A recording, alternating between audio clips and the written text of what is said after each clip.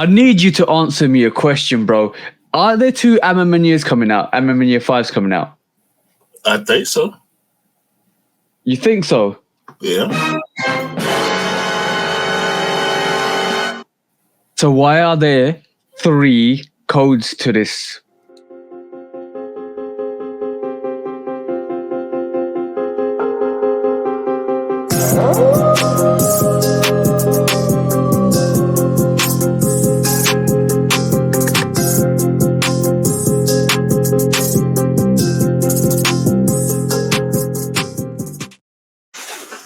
Hey, welcome back, guys. Welcome back to the Shooter Podcast, episode 85 with me and the bro, 808 Kicks ATL. I actually pointed the right way this time, which is great. But yes, but yeah, please do like, follow, subscribe, come and chat to us. Let's have a conversation. Let's break it down.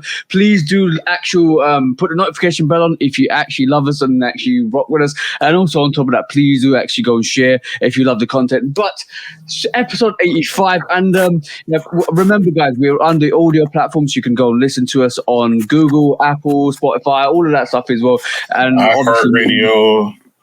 Yes, that's the one. Was it Deezer? All of them. We own all of them. All of them.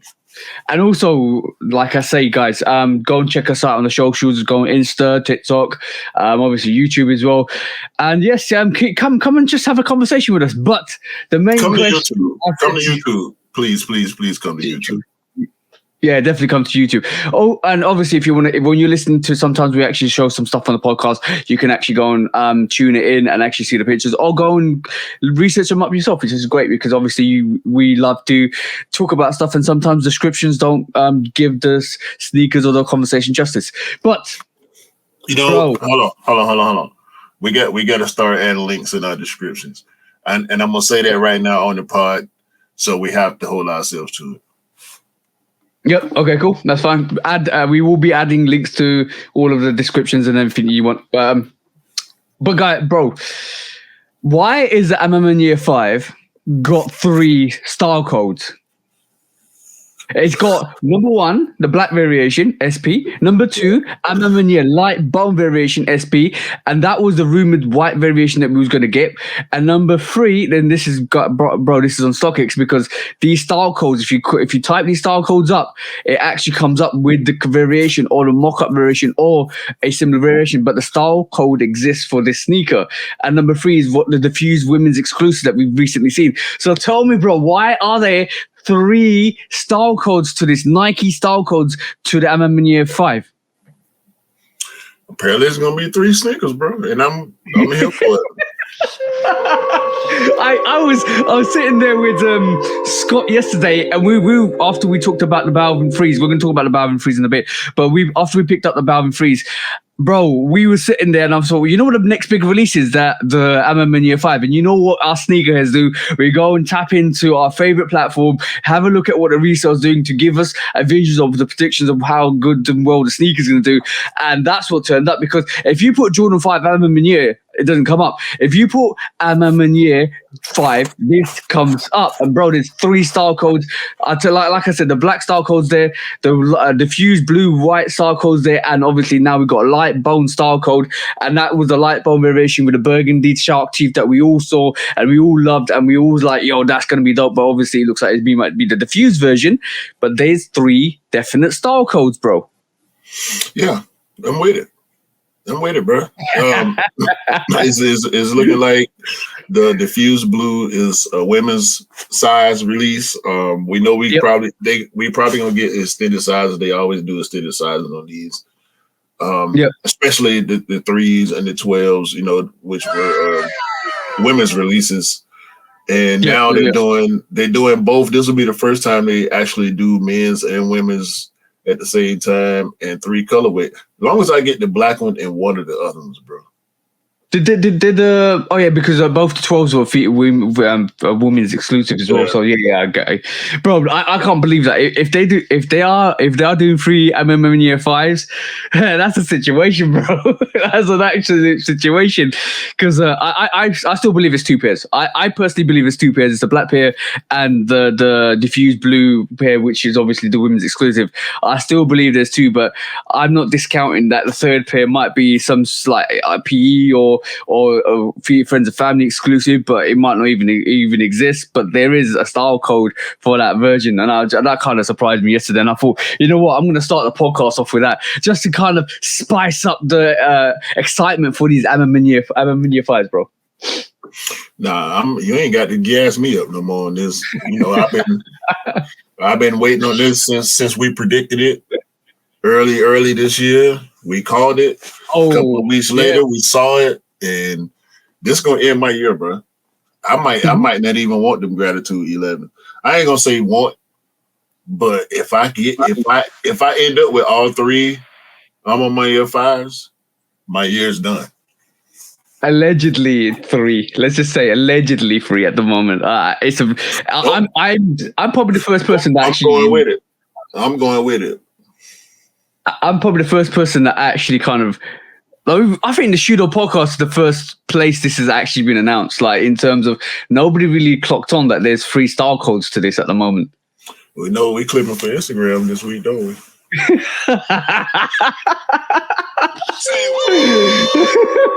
That's great. That's crazy. But yeah, it's a beautiful thing, bro. It's always a beautiful thing, and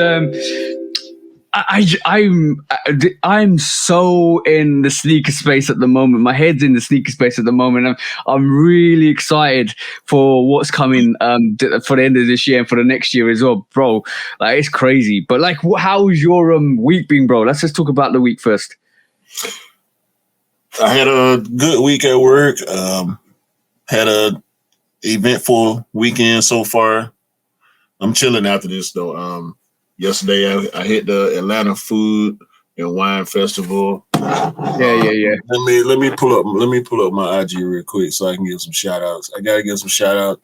The Food and Wine Festival. First of all, let me shout out the city of Atlanta. We was outside, bro.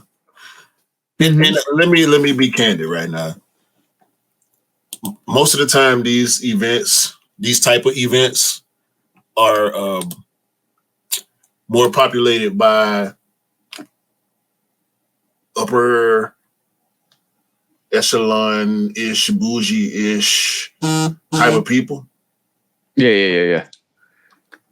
It was a lot more integrated, I feel like, this year. Let me say that. It was. I saw a lot more ethnicities. I saw the real Atlanta in there. You know what I'm saying? And it was a true representation of the demographics in Atlanta. It was a big mixed crowd. It was no issues. Everything was cool. I want to give shouts out to Humano Vodka. I don't know what you see you see this right here. It's look like some tea. It's some, I don't know what they said it was liquor. Now it didn't seem like it was no liquor now. And this, that's the dangerous stuff, bro. That's very dangerous. Yeah, this strawberry thing, bro. It didn't taste like it was no liquor. Bro, a quick little story then about what you just talked about.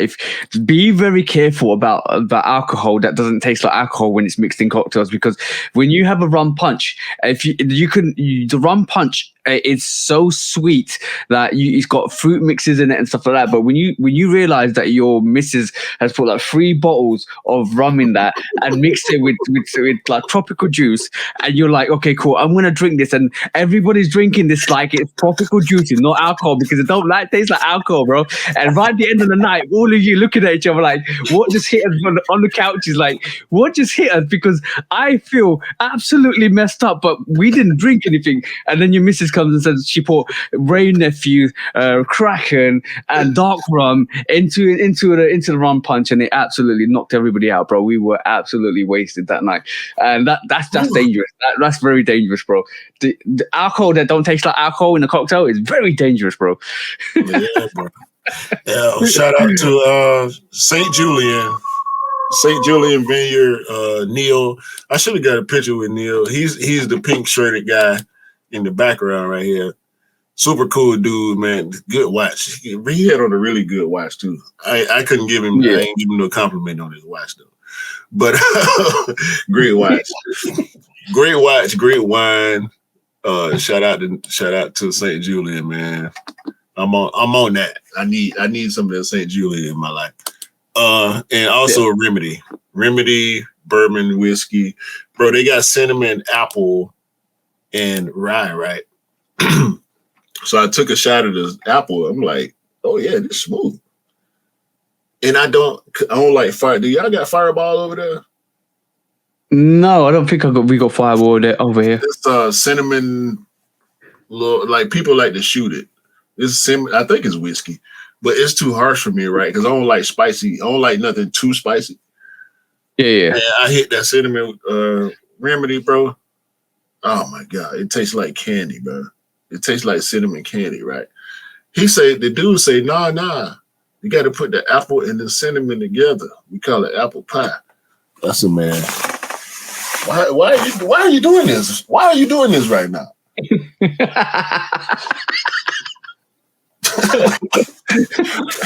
Come on, bro.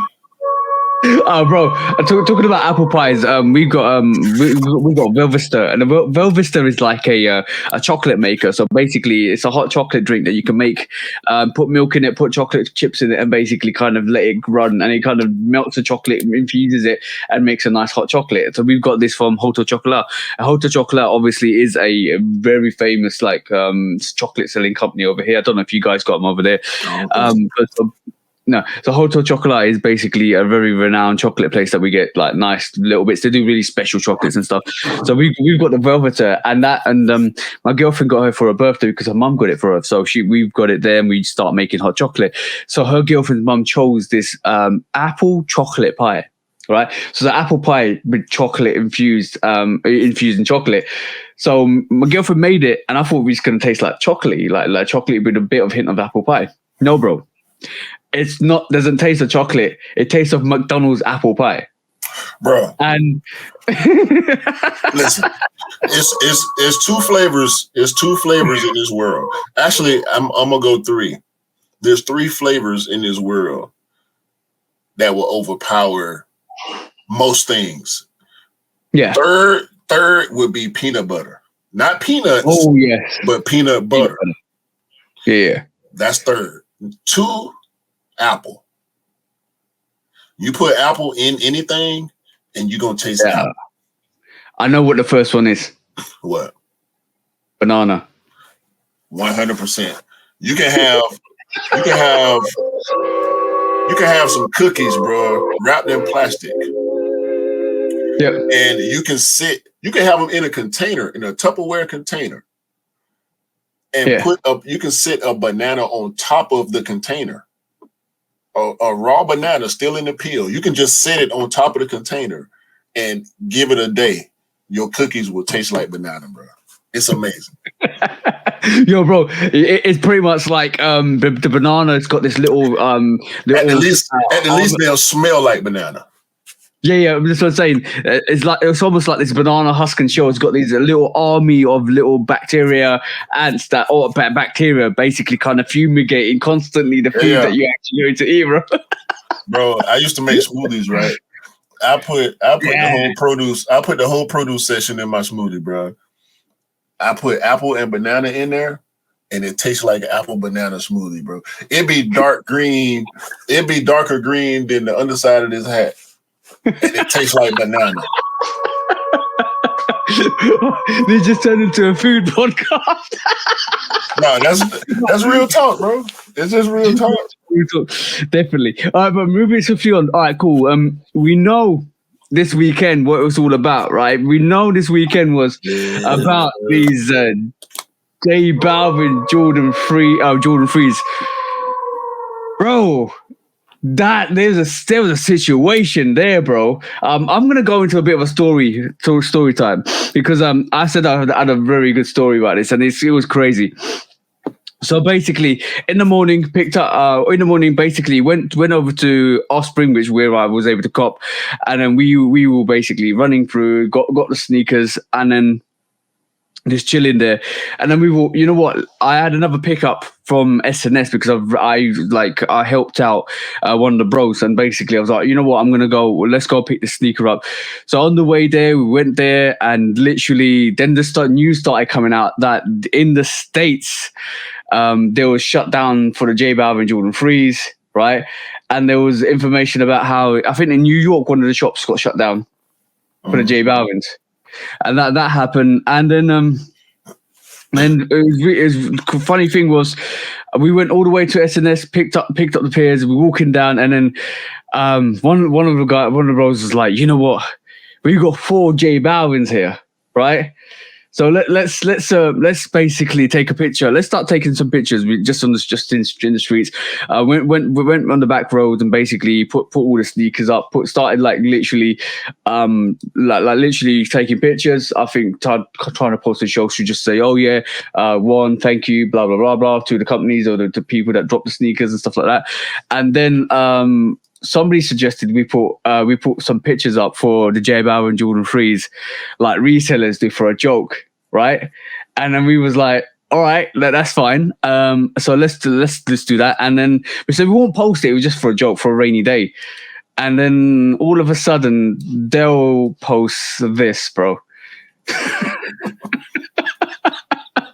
And I was like, no, you're trying to get us into a hurt of trouble, bro. You're trying to get us into a hurt of trouble because, like, if somebody saw that, somebody's gonna complain. Because a lot of people, to be honest, a lot of people missed out on the J Balvin Jordan 3s. I think we were definitely wrong about that. I'm gonna say we were definitely wrong about that sneaker because it kind of like was super limited. I think from what I'm hearing, the UK could have got anywhere between 4 to 9K worth of pairs on the sneakers app. That's nothing. And in the morning, because I'm trying to help Jenny out as well, and I think Dell was trying to help Jenny out because Dell had his pair, and a couple of other people tried to help Jenny up. I literally put it in, and within seconds, it threw me back and said, "Sit down, bro." It's literally sneakers. I was like, "Sit down. You ain't got in a pair." Within seconds, bro. Within seconds. So that was crazy. But another couple of things happened as well. Went into size, and I know, like, me and Del know the guy in size that works there. He's quite nice. He's quite a safe guy. He let me see the Play Your Fates, bro. Early in hand. I'm definitely getting this weekend. That Playoff 8 is absolutely beautiful, bro. Beautiful sneaker. And then Del got to see his Air Max 1 size exclusives, which was the brown pair. You don't see them. No. So there's a sneaker coming out which is limited to size, which is a boutique place, and it's basically Air Max 1, which is the brown suede sole. I'm just trying to pull this up now, and it's brown suede toe. It looks amazing, and El was able to put his size on feet just to see how it looked. Come on, they might well let him get it. I'm trying to get this as a speak, bro. That is magnificent, bro. That's crazy. Yeah, actually coming out on size this weekend. And I was like to Del, bro, we're going in. And if I can't, I'm lining up for you in the morning to pick this sneaker up for you, bro. That is a hard sneaker. That is really nice. And on feet it looks top. On feet it looks top. Is there a name for it? Probably just going to be brown or something. Yeah, it's just a size exclusive. Size Air Max 1. Okay, size Air Max 1, size with a question mark. For those in the US that don't know, size is a store in the UK. Size question mark. SIZE question mark is where you should look for this Air Max 1. Yeah, it is a dope sneaker. And then obviously we were talking with the guy. We were talking to the guy that worked there, and he was talking about how some of the limitations that Nike puts on actual collaborations, and when you kind of give them some designs and aspects, and basically they kind of like say, no, we're not doing that. You have to kind of keep refining it. I think when he was talking a similar experience with Adidas let you have free reign, literally let you do whatever they want with a sneaker. So it was an interesting conversation, interesting deep dive into the inside market of collaborations with other brands. It was quite interesting, to be honest. And like bro, even in SNS, bro, even in SNS, I asked one of the guys that I know in SNS, and he was like, "We only had one full size run again for the Balvins, just like the unions." It's crazy. Bro, they protect y'all. Like, I'm sitting here thinking about it. Like, I really dislike the UK stores because they protect y'all. It's the real reason why I dislike them. They won't let us. They don't let us swoop in and buy up sizes. You know what I mean? Oh, the US, They're not letting us hit on raffles like that. You know what I mean? They were before. They were before, but now they protecting y'all. They ain't. Yeah. Whether it's the government issue or choices that they making for the sake of the UK sneaker culture, y'all protected from the US. For the time being. Yeah, yeah. But it was another interesting conversation I was having is the guy in size was actually saying shout out to the bro, he knows who he's the guy in size was actually saying doing raffles is difficult because basically what they end up doing is checking, like especially in the UK, checking if you're a valid like sneakerhead, if you're not a reseller. They're trying to not give sneakers to resellers, and he would say the amount of effort and work you have to kind of go through to make sure that these people are actually buying sneakers to put on their feet rather than reselling them is quite difficult. And then people don't realize how difficult it is to actually run raffles, especially these boutiques too, and to then kind of make sure that it goes to the right people and doesn't go to the resellers, because obviously they want to make sure the sneakers go to the right people. And I think this is some of the things that the boutiques do in terms of trying to provide the sneakers to the real people in the sneaker community, as well as other people that they kind of kind of making sure they're not got resale pages. So going through their accounts, validating that they're kind of real sneakerheads rather than people that are going to just take advantage of the system. Bro, he was just saying, yeah, it's difficult. Plus, also, you got to have the backlash of everybody trying to say, oh, yeah, I didn't get a pair, or I didn't get a pair, or I didn't get a pair, all of that stuff, bro. Like, it's crazy. Like, well, they wouldn't let me hit. So, I mean, I hit on end. I hit a pair of Dunk highs. Was the Michigan Dunk? It was either the Michigan or the Spartan. One of them I hit on end. I hit the fives, the fives on end, and I hit the red Flints on end, and I got my Sashiko 4s from BS10, and that's it. Okay.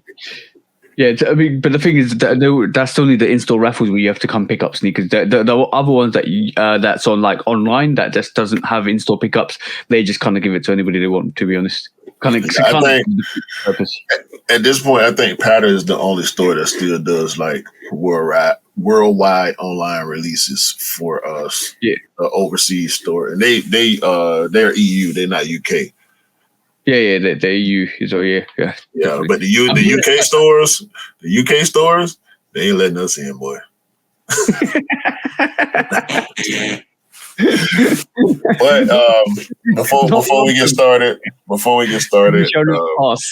shout out to let's give a shout out to everybody's favorite sneakerhead, or not, Fat Joe, Terra Squad, Air Force One. Don't call it the P word. It's not the P word. And it's not the average Air Force One. You can believe that. Yeah, that was immaculate. That sneaker's immaculate. I saw it on the weekend with I think Scott picked them up. But also SNS still has a size 11, UK size 11 in that in store. That was the last one they had on the weekend, so that probably gone now. But yeah, that did well. That did well. Definitely well. You ain't cut? No. The Air Force Ones, respect the story, respect the history. I just don't wear Air Force Ones, bro. Yeah, I was born in '82. I feel like I should love Air Force Ones because it was born the same year as I was. But that midsole, I just can't get over the midsole. When I get them in hand, bro, the midsole always kill me. Well, it's too fat. Too much meat on that midsole, boy. I can't do it. when they drop the diet, the dunk is the diet Air Force One. So that's why I like dunks more than Air Force One. And Jordan ones too. The midsole is slimmer. Like that's the thing about Air Force Ones, bro. That's why I didn't mind too much the Air Force One with the air bubble. Even though it's got a lunar sole and the midsole is even bigger. Being able to see the air in the Air Force One makes sense to me. We know it's air unit in there. It's air, and it say air right there in the back. But yeah, man. I don't think I'm gonna keep them, dog. It didn't Fat Joe give Bill Clinton a pair of Air Force Ones this week? No, did he? Yes. Yeah. Yes, he did. Yes, he did. That's Fat Joe. That was quite interesting to see, bro. Like Fat Joe giving a pair of Air Force One Trevor squads to Bill Clinton. I don't know if Bill Clinton. I think Bill Clinton actually put them on feet for a picture as well. Listen, bro. Fat Joe has elevated himself to a place where probably nobody foresaw him reaching. From Joey Crack, the notorious street rapper that was known for running around terrorizing New York City, to TV shows, daytime TV shows. Mm-hmm. You hear me? And Nike finally giving him the collab after 20 years, almost 20 years. I mean, it's just so much respect, bro. It's as New York would say, is mad respect to Fat Joe. Yeah. For what he been able to accomplish, bro. But I don't think 100%. I don't want to. You know, I'm not a have it just to have it type of guy, dog. Yeah, you're like me. That's my response with somebody that's asking me that I'm not picking up the terror squad. I said, no, bro, I respect it. I love the story.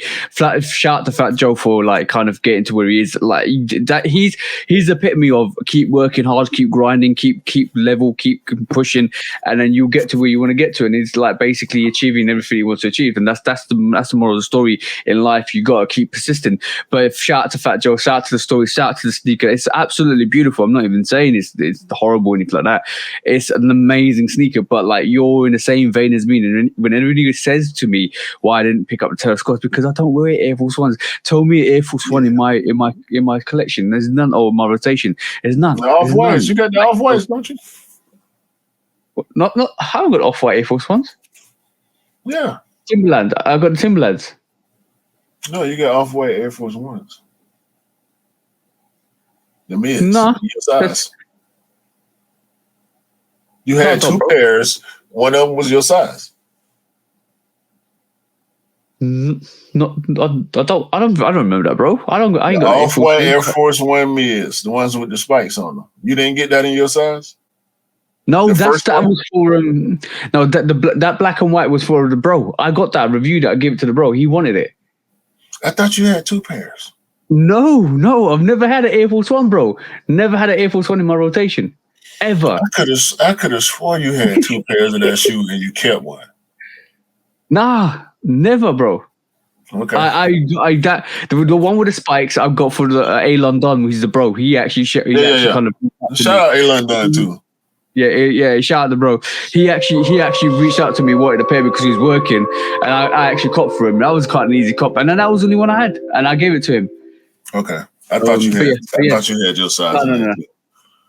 No, But no, no, yeah, no. Bro, I haven't worn an Air Force One. I just they're a beautiful sneaker. They're an absolute tank of a sneaker. But I don't wear Air Force Ones at all. yeah, me neither. I ain't bought. This is the first. This is the first money I've paid for Air Force One in my size. Because my niece like Air Force One, so she just got a fresh white pair for her birthday. But Yeah. this is my first time paying for Air Force One Air in Force. my size for since 1997. Oh, damn. The cool gray mids with the jewel swoosh. To this day, that's probably still my favorite Air Force One. Ooh, damn. 10th grade. That was my first day of school sneaker. Cool gray Air Force One mids with the jewel swoosh. I gotta find a picture. Anyway, let's get to the voice tracks. I ain't even gonna show you how to picture. I'm gonna find this picture for me. Yeah, but before we move on, I just want to talk just about the Balvins again. Did you see this, bro? Did you see the Air Max 1 custom for the J Balvins? That's better than that 4 that Big Almighty did. Really? Yeah, I ain't like that 4. That's dope. A lot of people were gassed when they actually saw this. That's dope. Yeah, that's fine. That's dope. That's fine. Go and check out the Air Max 1 J Balvin custom. That is absolutely fire. Absolutely fire. So moving on to quick strikes, bro. Shall we have a look at this? This absolutely beautiful looking right. No, yep. Mi casa es su casa. Tú sabes. That was actually shown by Jazz Chisholm on this weekend, and a lot of people, because I my spidey senses were tingling this week, and I was like, I wonder what's happened to the Jordan 8 Soulfly, what do you call it, Diamond Turfs, and I was like, we see this picture with, I know it's December, sometime December is going to come out. We seen these pictures of this like navy version of almost like a playoff 8, but it's just got this Soulfly gold tag, and underneath it's got like a Diamond Turf cut out see-through panel. And I wonder where this is. And then the next day, bro, we see the Soulfly Jordan 8 kind of feature. I was like, wow.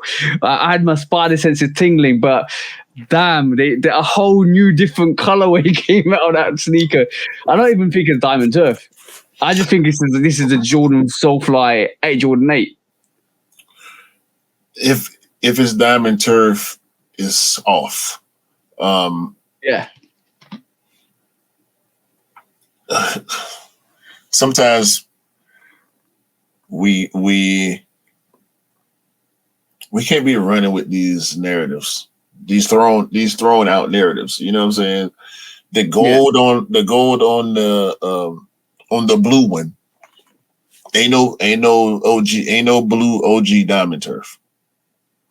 So the gold on that blue Soulfly Jordan 8 that people were calling Diamond Turf is probably part of the reason, along with the little bit of red and a little bit of white. But it's a blue shoe, bro. It don't make sense to call it a Diamond Turf. Yeah. And after seeing this, and this, this legit, this official, this actually somebody that we can believe that this sneaker is real. Yep. It ain't looking like no Diamond Turf. It's looking like something totally different. It's still dope. I wish it was Diamond Turf inspired because I love Deion Sanders and Diamond Turfs, but this is just some other dope sneakers that Soulfly are doing, and we gonna keep rolling with it because we both like 8s and we both respect Soulfly, so we can start with the Diamond Turf stuff. Unless I like this Mikasa Sukasa. I want to see what the storyline behind that is, because underneath the flaps you got the Mikasa Sukasa. If you don't know what it means, it's my home is your home. That's what basically meaning is. But I'm actually looking forward to this. I think these both are samples. The two Soulfly Jordan 8s we've seen, I think they're both samples. I don't think we've seen a real picture. This could be a friends and family. It could be anything. At the moment, it's all up in the air. Right. Until we see official pictures, until we see the release date for this is apparently either the 23rd or 27th of December. So I don't know. It's either the two of those dates.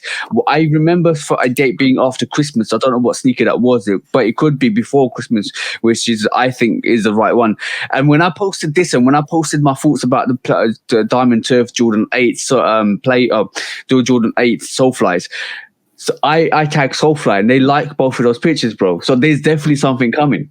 There's definitely something coming. I'm surprised they actually like my pictures, because I'm just a person across the water requesting Soulfly Jordan 8s and they liked it. So there is definitely a Jordan 8 Soulfly. Mentions they were in their mentions around the time that you posted, and they saw it and they appreciated it. I appreciate them for appreciating you. Yeah, exactly. But I want to definitely see what these Jordan 8 Soulfly looks like. I'm excited. I hope it comes out this Christmas. If it doesn't, it's going to come out beginning or mid next year. But this is like Soulfly dropped the Soulfly 13. That was magnificent, and I've got it. So I'm definitely looking to this 8. I want more Jordan 8s, bro. I want more Jordan 8s. I was really excited to see this weekend. I want to go back and look at them Soulfly 10s too. I'll be forgetting about those. Them was hard. And they might not be going for that much. Staying on sports for the next quick strike. First of all, I want to say shout out to Dion again. They took a big L to Oregon. Oregon is a powerhouse school. Colorado ain't there yet.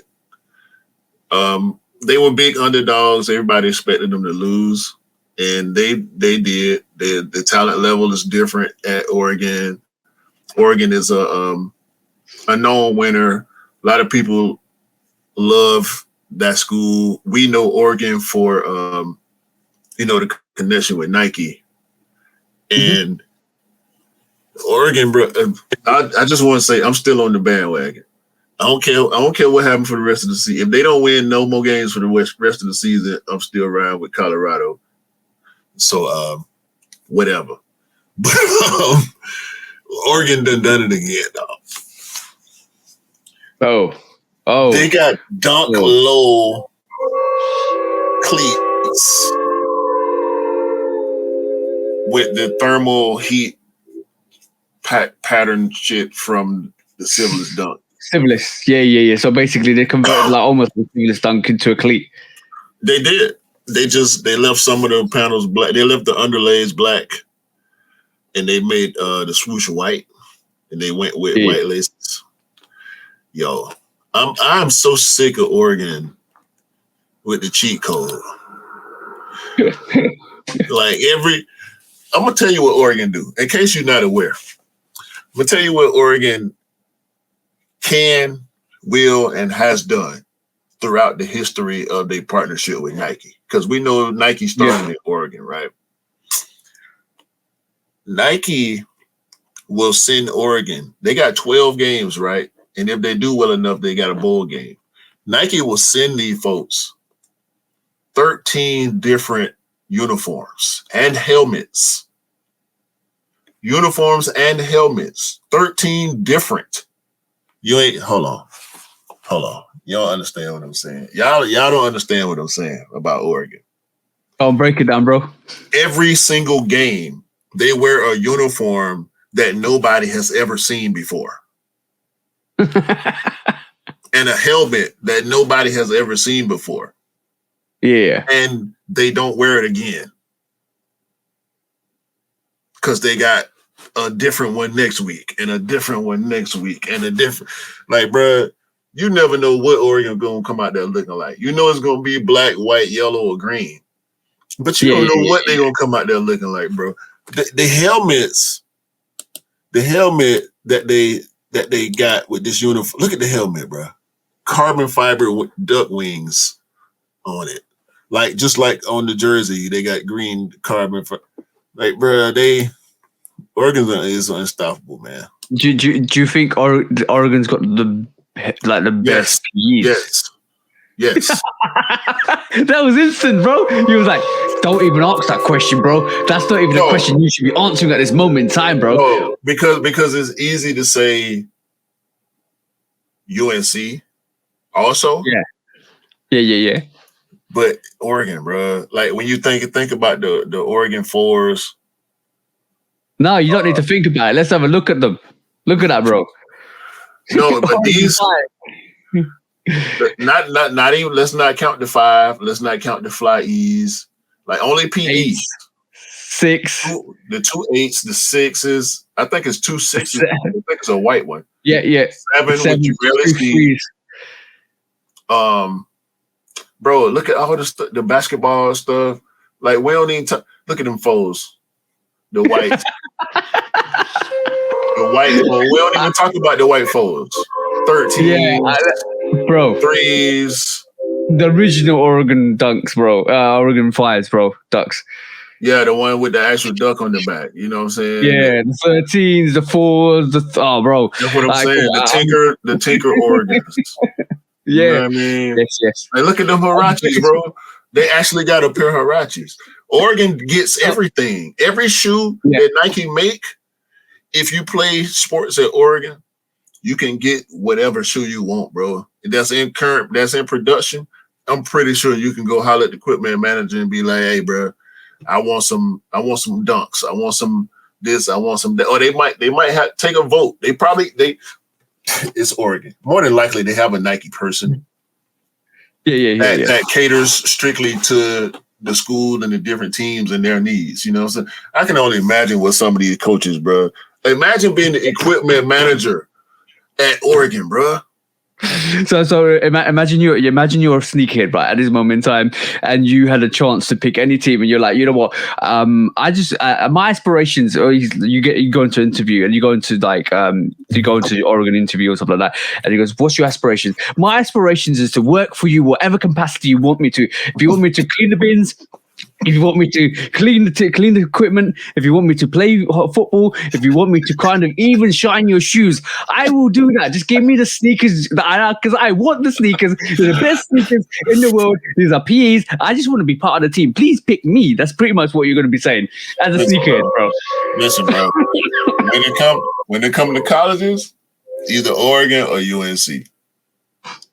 Ohio State got some nice stuff too, but nowhere near as much as UNC.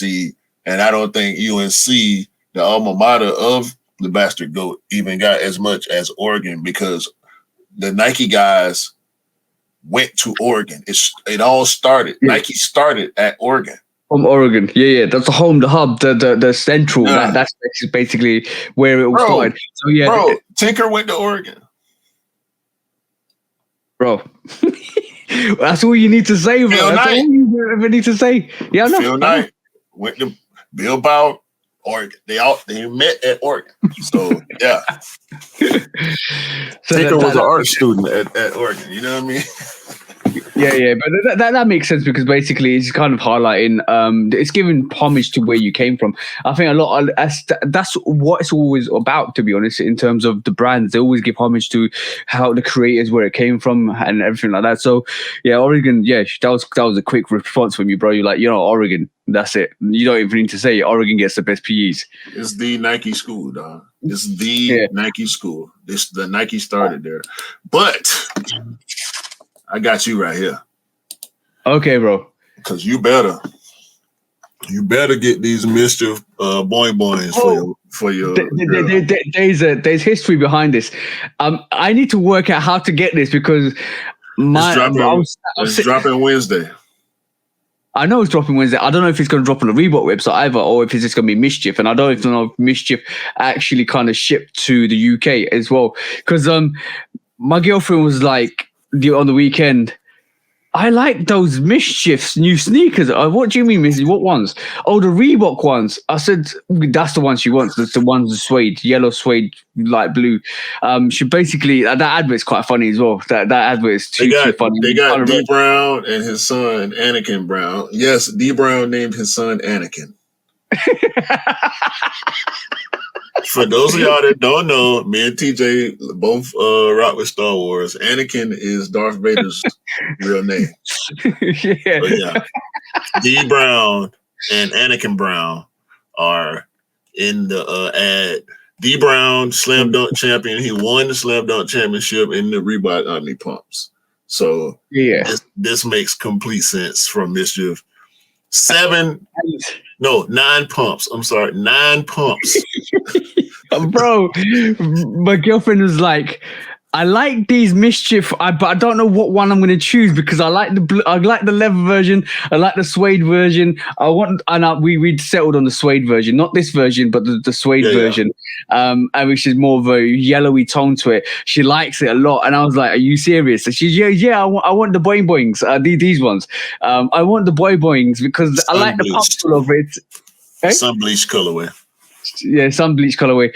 I like it. It's really cute. I want it. I was like, why do you want these? I don't want to be running through hoops to try and get this for you. She goes like, but you can try. Wait, no.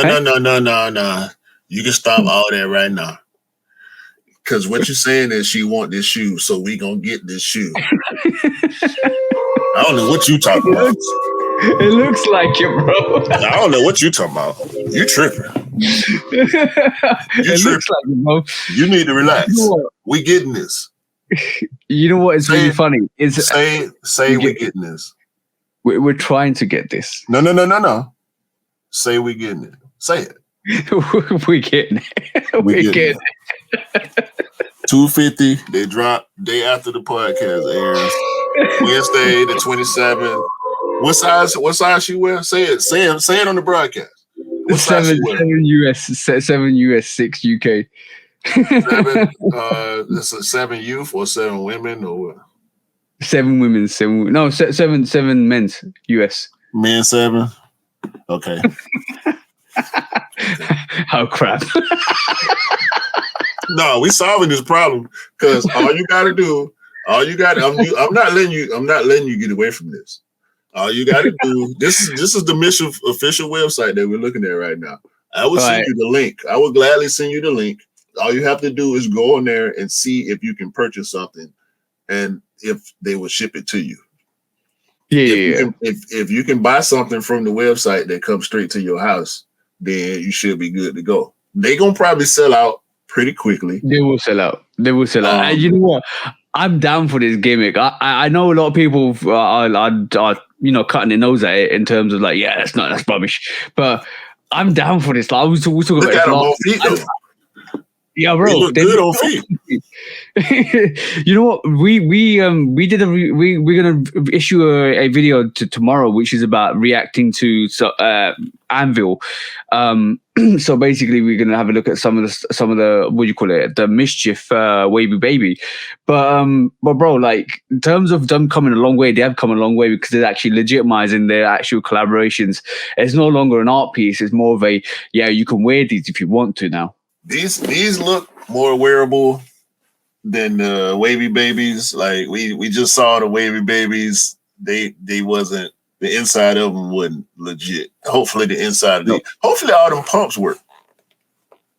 Imagine super pump. I don't know, but them going to get D Brown, like they got him recreating. Obviously, this is a farce, right? This picture, but that's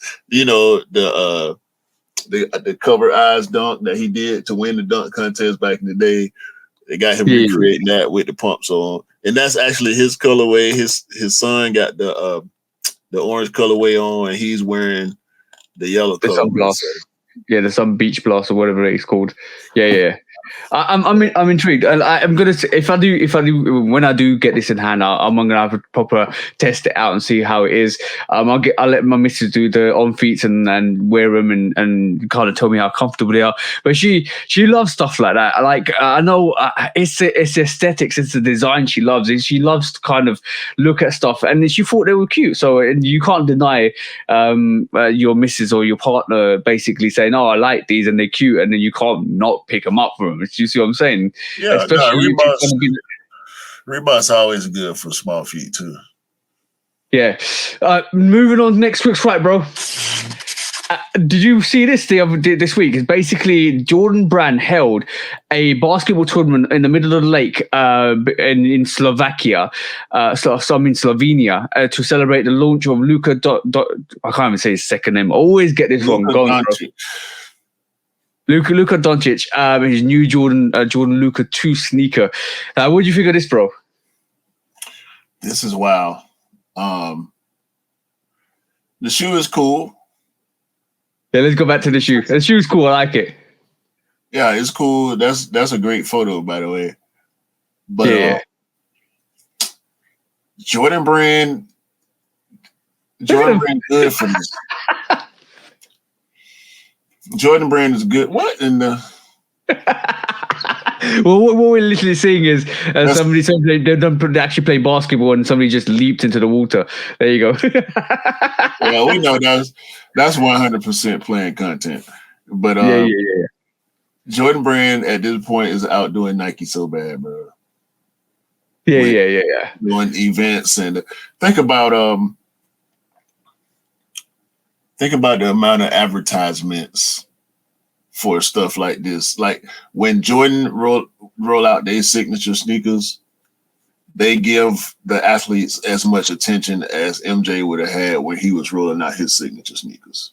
Yeah, they give the same energy. This is what I like about Jordan Brand. They give the same energy to all the athletes. Like Michael Jordan was the leading example. They actually invested all of their kind of career on Michael Jordan, and it really worked out. And this is why it's such one of the best success stories in like the actual sneaker industry. Nike leaned in on Sabrina. They really leaned in on her really hard, but I want to see how hard they're gonna lean in on Book, and they leaned on Job pretty hard before his controversy, but I want to see moving forward how far they're gonna go with Jordan Brand doing stuff like this. Is this campaign better than the Mac attacks? Yeah. It's more of a sporting. I like. I'm taking comparison. They did pickleball for the Mac attacks, and pickleball is like a big trending thing right now in the US. So the building of a damn basketball court on a raft. That's dope. That's dope. That's next level, bro. That's definitely next level. Right, moving on quickly, bro. I want to talk about Sandy Bodecker. Basically, it looks like his sneaker or his 1985 sample dunks are for auction or up for auction. I want to know your opinion on these first, bro, because these look good, bro. These look dope. Look at those. Yeah, the colorway they ain't hitting me really. They hard. Their leather look real good though. Really. Yeah, I know. It's Sandy Bodecker, bro. Like, what you want me to say? Bro, nothing. I'm just letting you know this is up for auction. I don't know how much he's gonna get because obviously, it just shows you how, even at this moment in time, that I don't think this has ever been worn, bro. But even at this moment in time, the quality and the leather, you can see the differences between this and what we get nowadays. Because this is from 1985, bro. You know what? SB don't mean skateboarding no more. It means Sandy Bodecker, bro. Yeah. 100%. It don't mean skateboarding. I'm pretty sure I ain't the first person to say that. But at this point, with something like this coming around, yeah, SB. How will you expect this to go for now?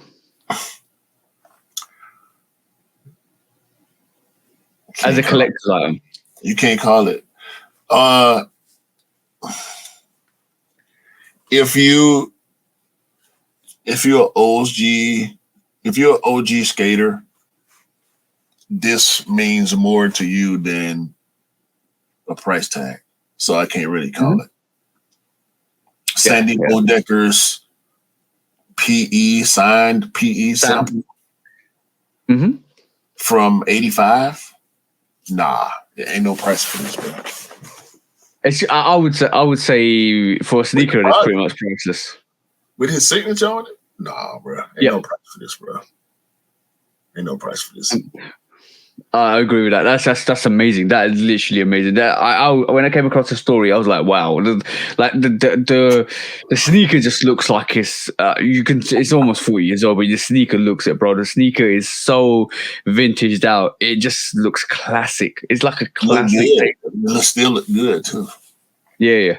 But moving on, next week's fight, bro. I just want to bring this to your attention. This was actually a big thing this week, which was StockX express shipping, guarantee a 3-day turnaround on pre-authorized products. And looks like basically StockX will be shipping really quickly. I don't know if this is outside the States or just in the States at the moment, but it looks like they will really quickly shipping your orders that are pre-authorized. So basically, it means that some of the stocks that they've actually bought from your apps and actually have them pre-authorized there and then actually selling them. So it means like they are maneuvering like a reselling company rather than a middleman just to check your sneakers. They've been listen, bro. This should not. No, but this is now officially. This is officially like we are selling sneakers out of our. Yeah. So this should not be getting. This should not be getting as much attention as it's been getting over the past couple of days. I done seen this like 8 times on my Instagram feed. Granted, I don't scroll for long. I might scroll for 2-3 minutes at a time, periodically throughout the day. But I keep seeing this popping up, all the publications posting it like it's, and I get it, right? Mm-hmm. Media is media. Stories, you're gonna post them. I didn't need to see this. This is my opinion, right? I did not need to see this. No, buy, resell enough to care, really. Secondly, this ain't nothing new. This is StockX being behind the 8 ball. GOAT been doing this for years. The fact that when StockX took the word, what was it? Guaranteed, or when they changed the verbiage on the authentication front. Under authentication guaranteed went right. They say they changed the verbiage, but they're not changing the process. Right. This GOAT been doing this, bro. Flight Club been doing this. It's consignment. That's all it is. It's online consignment. Yeah. It's online consignment. So, this ain't nothing revolutionary. This ain't nothing groundbreaking. GOAT has been doing this for years where as a seller, you can send the product in without having a sale, an active sale. You can just send it to them to hold. They all authenticate it and they hold it. You as the buyer pay an extra fee pretty much for the storage. Yeah. Because if you could go in there and search a sneaker and buy it for $200 and you have to wait the 2 or 3 weeks for it to ship to them and get authenticated. Sneakers that they already have in stock that are pre-authenticated is what they're calling it. Pre-approved, pre-authenticated. Pre-verified. Pre-verified is what they're using. Yeah. Pre-verified sneakers, you would pay $250 or $260 for it. So you got to give them an extra $50 or $60 to get it faster. This raises additional questions for me personally because sneakers that they already got. Yeah, but this raises a question to me. Several questions. Number one is obviously I'm going to read the statement. Express ship items have been pre-verified through our multiple step verification process from our teams of expert authenticators. No more sellers flaking out on their items or actually selling their items. But my question arises is: are you prioritizing these listings over other actual listings? So you kind of I'm just kind of thinking, just like, are you like for instance, like right this moment in time, if an order comes in from a certain person, like say you want to sell something on StockX and you put it up for less than what it's been listed, do StockX immediately buy it? And if they do buy it, that's their stock. They're actually pre-verified, and they'll list your product for the second to third listed high product. So basically, what I'm trying to say is subconsciously essentially is that controlling the market, where if you put a listing up that's lower than the list that they've got, do they automatically buy it and raise the price of it to match the listing that's on their site already? I don't know. I severely doubt that, because it's still market based. It's still market based, but then you, like, from a StockX or a company point of view, you have more control of that market, because no, you don't. No. Don't stop. Don't you, like I just said, we giving StockX too much power, bro. They don't control nothing. They don't, bro. They buy they buy us. They don't buy a product. But, okay, no. So if it's, they are a third party. They're a third party. The market is the market. If they check it out. Here you go. How much sense would it make for StockX or GOAT or any other reseller? That's why consignment is a thing, because the market fluctuates. If this shoe is going for X amount, and I'm trying to sell it for cheaper, who's to say the price won't go down? That's an L. It's way too many sneakers in circulation in the aftermarket for them to be taking L's like that. That's why resellers had to start trying to take shoes back to the store, because of market fluctuation. StockX ain't stupid. They're not finna do that. They're not gonna let us get away with selling them bricks and the price gonna tank. They're not crazy. I know. They're not a reseller. They're a reselling platform. I understand that. I'm just basically, this is why I'm a bit cynical. I'm very cynical, because now the more I think about it, the more questions I have. Where is StockX telling us that we can send our sneakers in for consignment? You can go on the site and do it, bro. What you mean? I've not seen. Or maybe it's because I live in the UK, but I even got a button on my StockX or anything. I just told you this ain't nothing new. This is something StockX just started doing. GOAT been doing this for years. No. You may not have seen it on StockX, but if you go on GOAT and try to sell, you can do it. I'm telling you. When I make sales online, I sell on GOAT. I don't sell on StockX because I don't rock with StockX.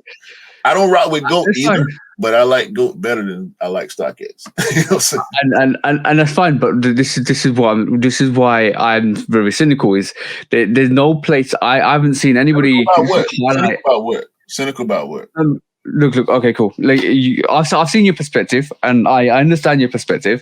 Wholeheartedly understand. Obviously, the market's fluctuating, and obviously sneakers are going to go down. Most of the Jordan 1s are actually trending down, and they're going on sale, which is lower than the value of what they're supposed to be.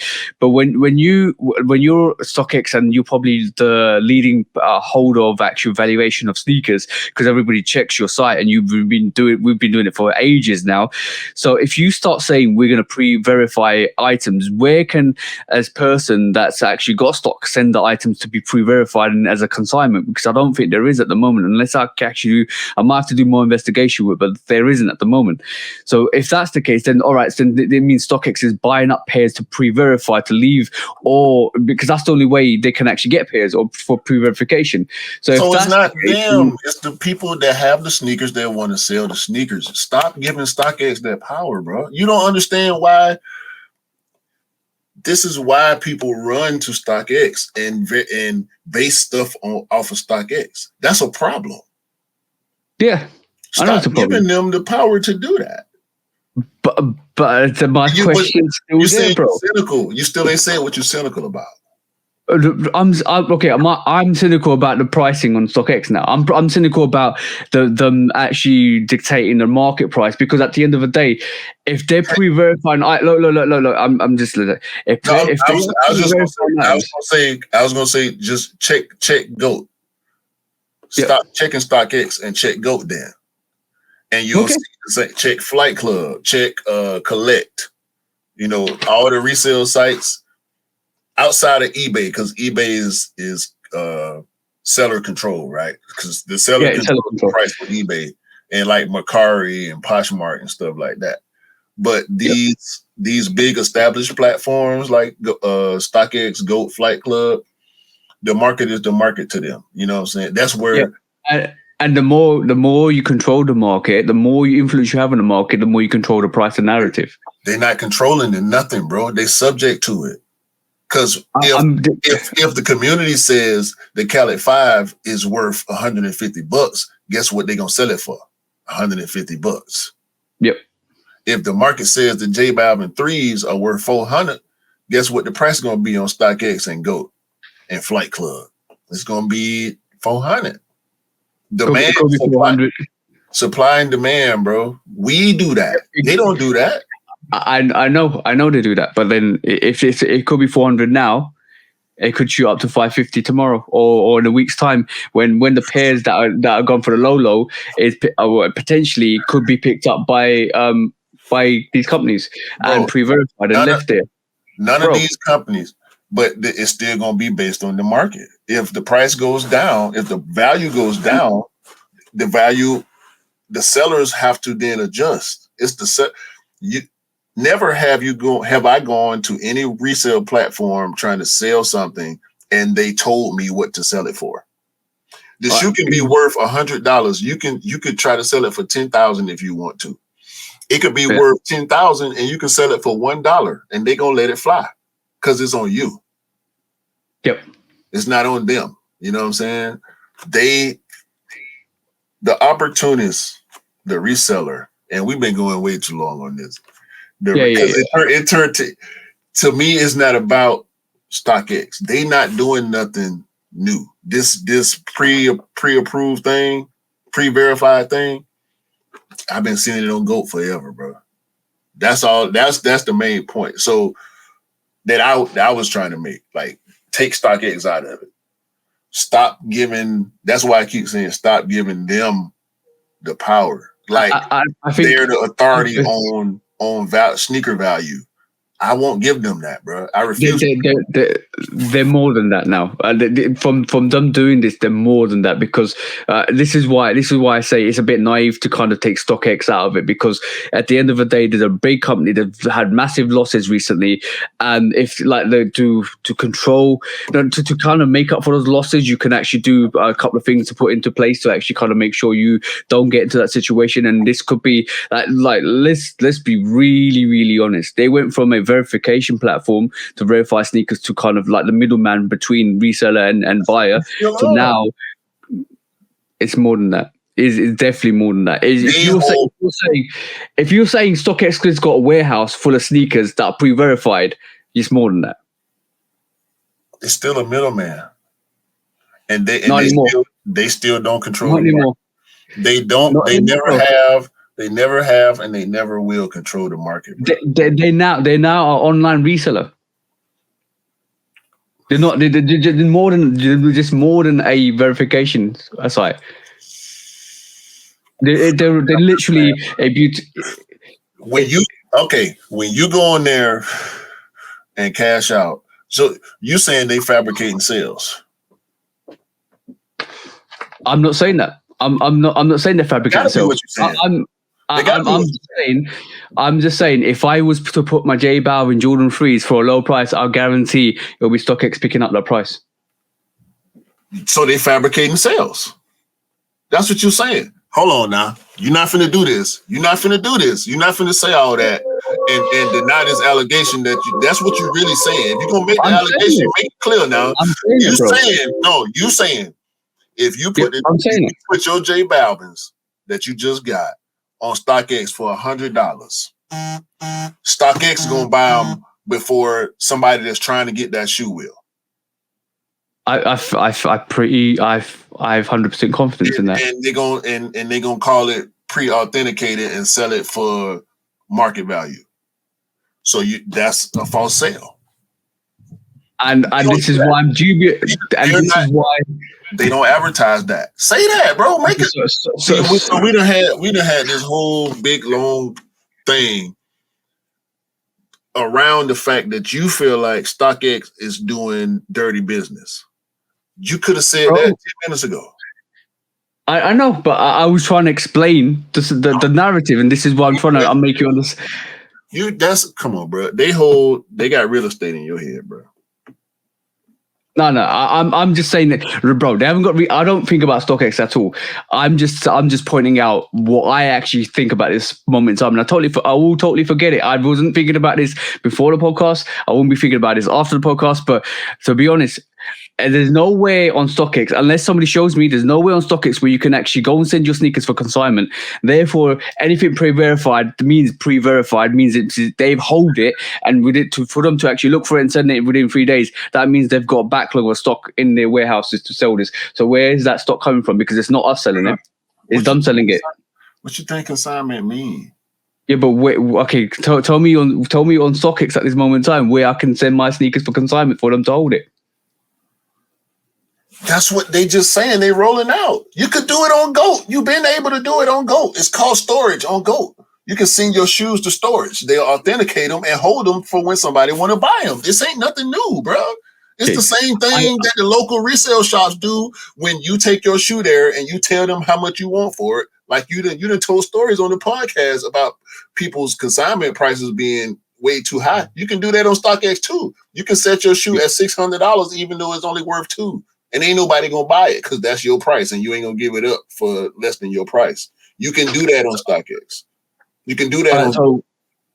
I understand that's fine. Like, so I on that note, we're gonna put a pin in it because I'll need to do more reading about this because it doesn't say on this actual express shipping whether you can kind of go and send your sneakers in for express shipping and they pre-verify. I need to kind of work that out because at this moment I'm very, very dubious about what they're doing. 100%. Like I have my reservations. So like all you had to do was say it, bro. Just say it. Yeah, I've got my reservations. Dirty business.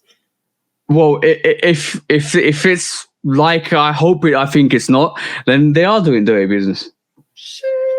That's all you gotta say. And simple as that, bro. I'll roll with you on whatever notion, bro. Like, but yeah, I just feel like people give these platforms too much power, bro. It's not them, it's us. They feed off of us. I know they feed off of us. I definitely understand that they feed off of us as sneakers. But people that go to the platforms and type in them numbers, that's where the market comes from. It's actual people, the people that's selling the products. It's always where the value is going to be, bro. And the demand, the supply and demand, the people that really dig into it and understand, the flow. Like we know how the market flows. You know what I'm saying? We make predictions and stuff like that, and we understand or not when some values get to a certain point, bro. Like we've been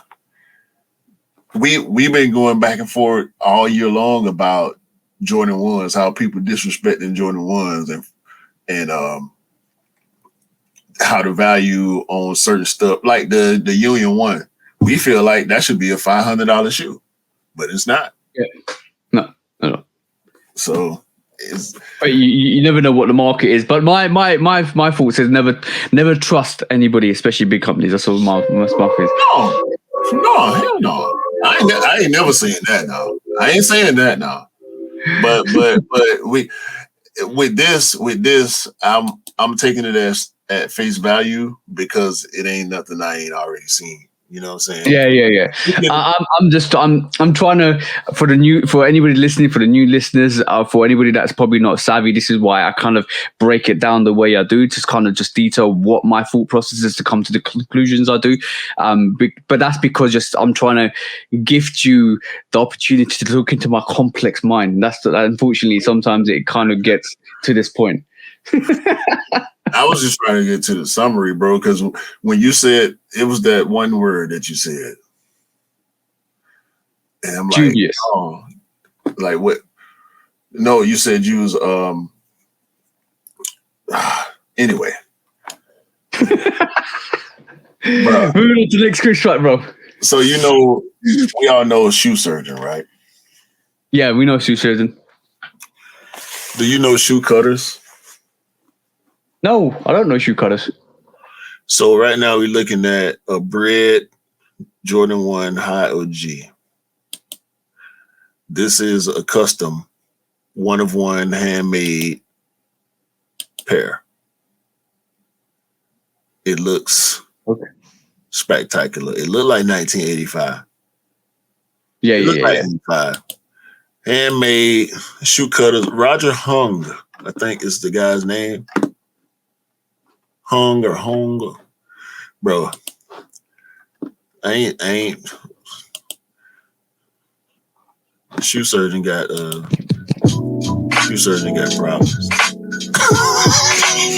Why do you feel like he's got problems? Look at these sneakers, bro. They're dope. They're actually really, really dope. They look absolutely awesome. This is Cactus, Travis Scott, like a custom for Travis. Yeah, custom Travis Scott Jordan 1 Low OG. All brown leather. 2 different shades of dark brown and medium light brown. Embroidery on the back. Gold embroidery. Leather tongue tag. Leather tongue. Leather guts, all of that stuff. Oh my God. Hold on. I don't think shoe surgery's got a problem, bro. I'm just reveling in the fact that we've got more people doing awesome customizations. Hold on. Hey. High, reverse mocha, handmade, suede, white and caramel suede, with a Zoom Comfort outsole.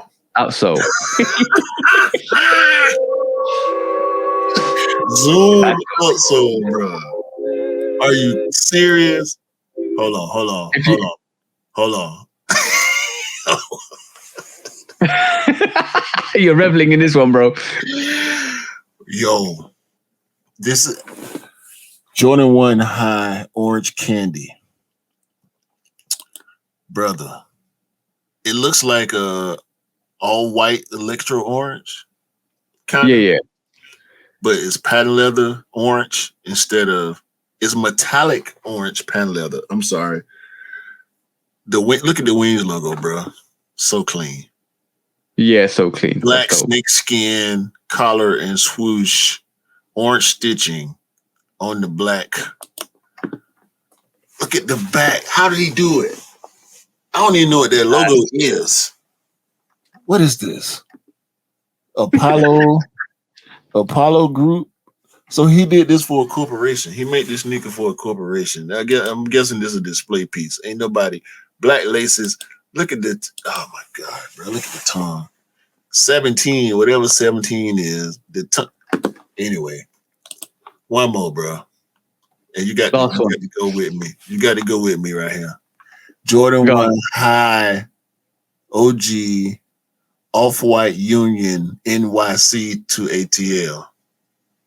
That's a mouthful, bro. It's a shoe for it too. Bruh. MYGA instead. Hawks logo on the tongue, off-white swoosh, suede elephant print, bread, smoke gray. It's a lot going on. Half and half homage to home style. Yeah, that's a lot, bro. That's a lot. That's a lot going on. That's a lot going on from one sneaker, bro. Suede up under the leather on the wings. Rookie of the year vibes on it as well, bro. Bloody yo, that's crazy. Yo. The only thing that's missing on that is a reverse swoosh for the Travis Scott. Then you got all the collaborations covered on that one, bro.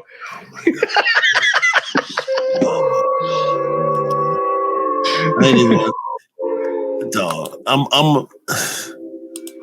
Yeah. All right. Okay. The original question you put forward was a shoe surgeon's got problems, right? I don't think he has, though, bro. I think it's a good thing that we've got more and more people come along and kind of do customs and like as a shoe surgeon has been a pioneer for a lot of people in terms of doing like sneakers from like fresh. You know what I'm saying? So I think it's the celebration of customizers for this to happen because it's just awesomeness, bro. 100%. You're right. Yeah, You're right. so I don't think shoe surgeon's got a problem. I think it's like a almost like a what do you call it? So like a shout out to our mutual respect. This is, and to be honest, we don't know who his influencers are, shoe cutters influencers are. No, I'm pretty sure he popping that shoe surgeon. I'm pretty sure he like, yeah, shoe surgeon gonna see these South Beach Travis Scott Air Force One highs. He gonna see them. Yeah, bro. Cause is it not dope, right? The people gonna say it's dope. It's dope. South Beach Jordan 1 high Travis Scott. Yeah, it's dope. It's fire. dope. It's fire, right? Okay. As a customizer, you want great customize. As a hooper, you want great hoopers to say your game is dope. As a rapper, you want great rappers to say he be spit. So as a customizer, you want the other great customizers to acknowledge your work. Say he exactly. Yeah. I would be if I was a customizer, full-time customizer at this level. I'm popping. I want it. I want shoe surgeon. I want Mosh. I want Vic Almighty. I want everybody. You're gonna say my name on your video. You're gonna want to collab. We're gonna do a collab video. I'm popping that. Let's be honest. Summer shoe surgeon sneakers are dope. I'm talking the materials and if not all, all of them. I might not like it, but yeah, he putting in material quality. It's out of this world, like in terms of what materials you use. Some of the exotic cuts he uses for his sneakers are dope. So like all you can do is it's just a continuation of excellence for people to keep coming up through and doing that. I enjoy stuff like that. I enjoy looking at people's concepts and ideas. It's fascinating to me of what could be and what could be. See that's the triple black Jordan 1 high. Hit the streets, off white, shattered, shadow 10, yeah. All of that, bro. Rock, Rolling Stones, Deathstroke, bro. The DC character, Batman villain. Yeah. Jordan 1 high off white. Oh my God, shoe surgeon ain't did that. That's all I'm saying. Okay, cool. Now it's time. I like shoe surgeon too, but yeah. Now, bro, let's wipe the dribble off our lips and move on to the next quiz, right, bro? All right, cool. you know you would be dribbling. Next up is this one, bro. I want to know, is this general purpose sneaker cancelled or not cancelled? Because we're hearing news it could be coming back. I'm straight. Will it have Tom Sachs? Who knows? Will the situation with Tom Sachs be resolved before this? Who knows? I just wanted to bring it to everybody's attention that general purpose sneaker may be continuing its release, but it would be quite interesting to see what happens with the situation with Tom Sachs with this. I would like to think that Nike would. I wouldn't put it past them to sell it without his name. Yeah. I think that might be the situation. I also wouldn't put it past them to just slide him back in. They slid Travis back in. So yeah. You never know. That's just for anybody that wants that a general purpose sneaker. It does look like we're going to get a variation soon. It'll be quite interesting to see how they release it. You remember the Rui Hachimura Jordan 1 low?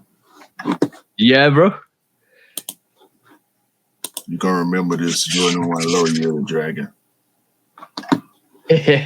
Oh, that looks dope. Zion, Voodoo, Rui, Jordan 1 low, Meet your new brother. The Jordan 1 low. Year of the Dragon, Chinese New Year. Bro. The green leather's got dragon scales on this. And this is one, the LeBron sneaker that's got dragon scales in, I think it's the LeBron 15. I love that sneaker because it's got the way it's got a wavy dragon scale all over it. I love it. That's another sneaker that looks like this like a dragon-based sneaker. Absolutely dope. The scales on that. Oh, and they've got the actual red envelopes. You know what those red envelopes are about, aren't they? Yeah, a little bit. Yeah. I watched they've got red envelopes. Yeah. So the red envelopes is all based on the Chinese dragon, bro. Absolutely dope. Yeah. Clear outsole. Probably got something on the bottom. We ain't seeing that yet though. Yeah. I thought it was gonna be the Chinese New Year, Year of the Dragon. Right, cool. Yeah, got it. It's a dope release. Everybody's gonna be on this. Everybody's gonna be on this like they were for the Zion one. Yeah, they out. They gone. Gone. You know what? I like one thing I do like. Didn't we get like a Chinese Jordan 1 Low Chinese New Year as well? Year of the Rabbit? Yes. Yes, which was super limited. Was it 2,500 pairs? Yeah. We had that. Then we had I think the Year of the Rabbit, and I think that came out, but that came out really limited as well. We had dunks. It was a couple pair of Air Max too. Yeah, as well. And then we got the Zion. I ain't seen or heard nothing about none of them shoes, bro. No, they were. I wanted the 23s. I wanted the 23s. And Rico Red said he had a plug. He got a plug in Manila, bro. And he got the shoe for retail because they were sitting over there. He got it for retail. He got it shipped over here, and he had 2 pairs. And we were the same size. He's same size as us, bro. He sold one of them to somebody else. He said he had them for a while, but he sold them to somebody. I never knew. What sells over here don't sell over there. Trust me, sometimes that's the situation, bro. But he had 2 pairs, and he sat on one of them for a while, and he eventually got rid of it. I would have had it for retail, bro. Sheesh. And I know. I ain't know till we talked that sneaker con. I'm like, bro. It's amazing that they are actually producing some really good Jordan 1 Lows like Zions. Who actually got this Rui Jordan 1 Low Airs. Year of the Dragon is crazy, bro. Crazy. Talking about one production. Never forget. Don't sleep on Cool Cars. Okay. Yeah. Bro, I ain't playing, boy. Can I say I know where that inspiration came from? Say it. The Adidas Forum Highs. Remember a couple of years back they did these almost like these wax Jordan like Forum Highs with the same colors? No. Vaguely. Yeah. Yep. However, you remember the pastel Jordan ones, the women's ones? Yep. I remember those too. Remember when people was dip dyeing? I still want. That's why I wish I had 2 pair of Union ones because I would dip dye one of them to end up looking like this. That was the idea I had for the Union ones. I ain't even researched Union 1 customs too. I got to start looking for that now. It's been long enough. But and yeah, bro. And bro, I'm gonna show you now. I'm gonna show you what I meant. I want to, tie dye, but I'm going to show you what I meant, bro. Right this moment. Yeah. I see. That's what I mean, bro. That's different. I know it's different, but there's very subtle differences between them. But like, you can't tell me that's not where some of the inspiration came from. Possibly, God did it better. Yeah, I'm not denying that. I'm not. No. I ain't arguing. I'm just saying I think Kai did it better. I don't like the. You know what this is though. See, you saying Kai got this from Adidas, right? When did Adidas do this? Yeah. This was a couple of years back. Jeremy Scott. You ever heard of a Jordan 1 pack called Gatorade? Yeah, I know the Great Red Pack. Yeah, that was before the Adidas did that. So there you go. Inspiration comes from everywhere, bro. But it's really good to see. It's really, really good to see. But yeah, Kai did it better, definitely. I think it's more akin to the customizers dip dyeing white Air Force Ones. Yeah. So let's try, bro. Hold on. Right quick. Where is it? I went done with Kai because you think he playing. He's not playing. I think Kai playing. Ninja Turtle Jordan 1s. Air Kai's. Air Kai, sorry. Yeah, Ninja Turtles, all 4. Raphael, Donatello, Leonardo, and Michelangelo. What one's your best one, bro? I think I like the Donatellos. Donatello was always my favorite turtle on the low because he was always the smart one. Yeah, rarely got in trouble by himself. Raph always get in trouble by himself. Mike always get in trouble by himself. Raph and Leo always arguing with each other because Leo was too hard-headed and he always wanted to be the leader, so he wanted to boss Raph around, even though Raph was a free spirit and he just loved to fight. Like, Raph was always down for the game, you know what I mean? He wanted the brothers, like, Raph, you ain't doing nothing without Raph being involved. Raph gonna be the first one to pop out. Let him look crazy, bro. I'm gonna stab him. I'm telling you, soon he look crazy, I'm on him, bro. And Leo be like, nah, Raph, you gotta chill. Sometimes we can, nah, bro, nah. I'm gonna poke him in the neck, bro. Soon he look stupid at me. I'm telling you, bro. I'm on him. You know what I'm saying? Raph was outside too. You know, Raph was outside doing his vigilante thing. You know what I mean? Yeah. But Donatello was always chill. He was always up to some creative. You know what I'm saying? So I related to Donatello a lot. Like, he was the one always breaking up the fights. He was the one always, talking sense to the rest of the game. So yeah. My favorite was Raphael. Raphael's he's fired up, bro. Yeah, my favorite one is Raphael. I liked his weapons that he used as well. Absolutely dope. Yeah. Next week's fight. Give us the information about the mystery box. The situation with you said it's got a release date, and give us a bit of a background on it.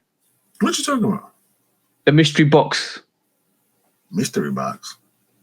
Yeah, or was it mischief box? One or two.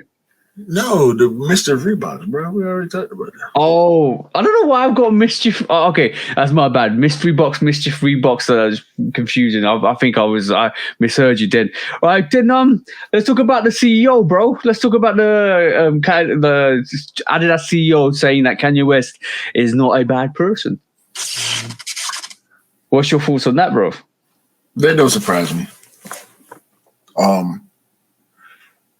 I feel like that was kind of the general consensus about the whole situation. Like, it wasn't good for them to part ways with him. They didn't want to part ways. Shall we ever listen to what he actually said? I guess. I don't think we can hear it. But it says Bjorn Gordon basically says that the band had to split with Kanye West. I don't think he meant to say what he said, but I don't think he was a bad person. So I think that's what he said. I think it's some kind of retrospective to indication to that. He was saying they had to split because of the circumstance of what he said, but I don't feel like he meant what he said. But he was just in the occasion. He got heated, possibly got riled up, and he said it without meaning what he said. I don't think he understood what he meant to say, and maybe just giving them a bit of relief to say, well, okay, cool. I know Kanye said what he said, but he's really not a bad person in general. But that's what I get from his that's what I get from it. Whatever, bro. I mean, it don't matter, And this ain't the type of podcast where I can say what I really mean. So yeah, all right, cool. deep underlying some stuff you can't say on here. I'm gonna do a different kind of show. I'm gonna get me a Patreon. I'm gonna do a different kind of show, bro. I can't say what I really want to say about this. So we can just move on. Okay, but you had something on Fear of God as well, there, bro. Yeah, staying on Adidas real quick. Fear God, Jerry got these 84s. No, was it 84 or 86? Yep. 86. forums.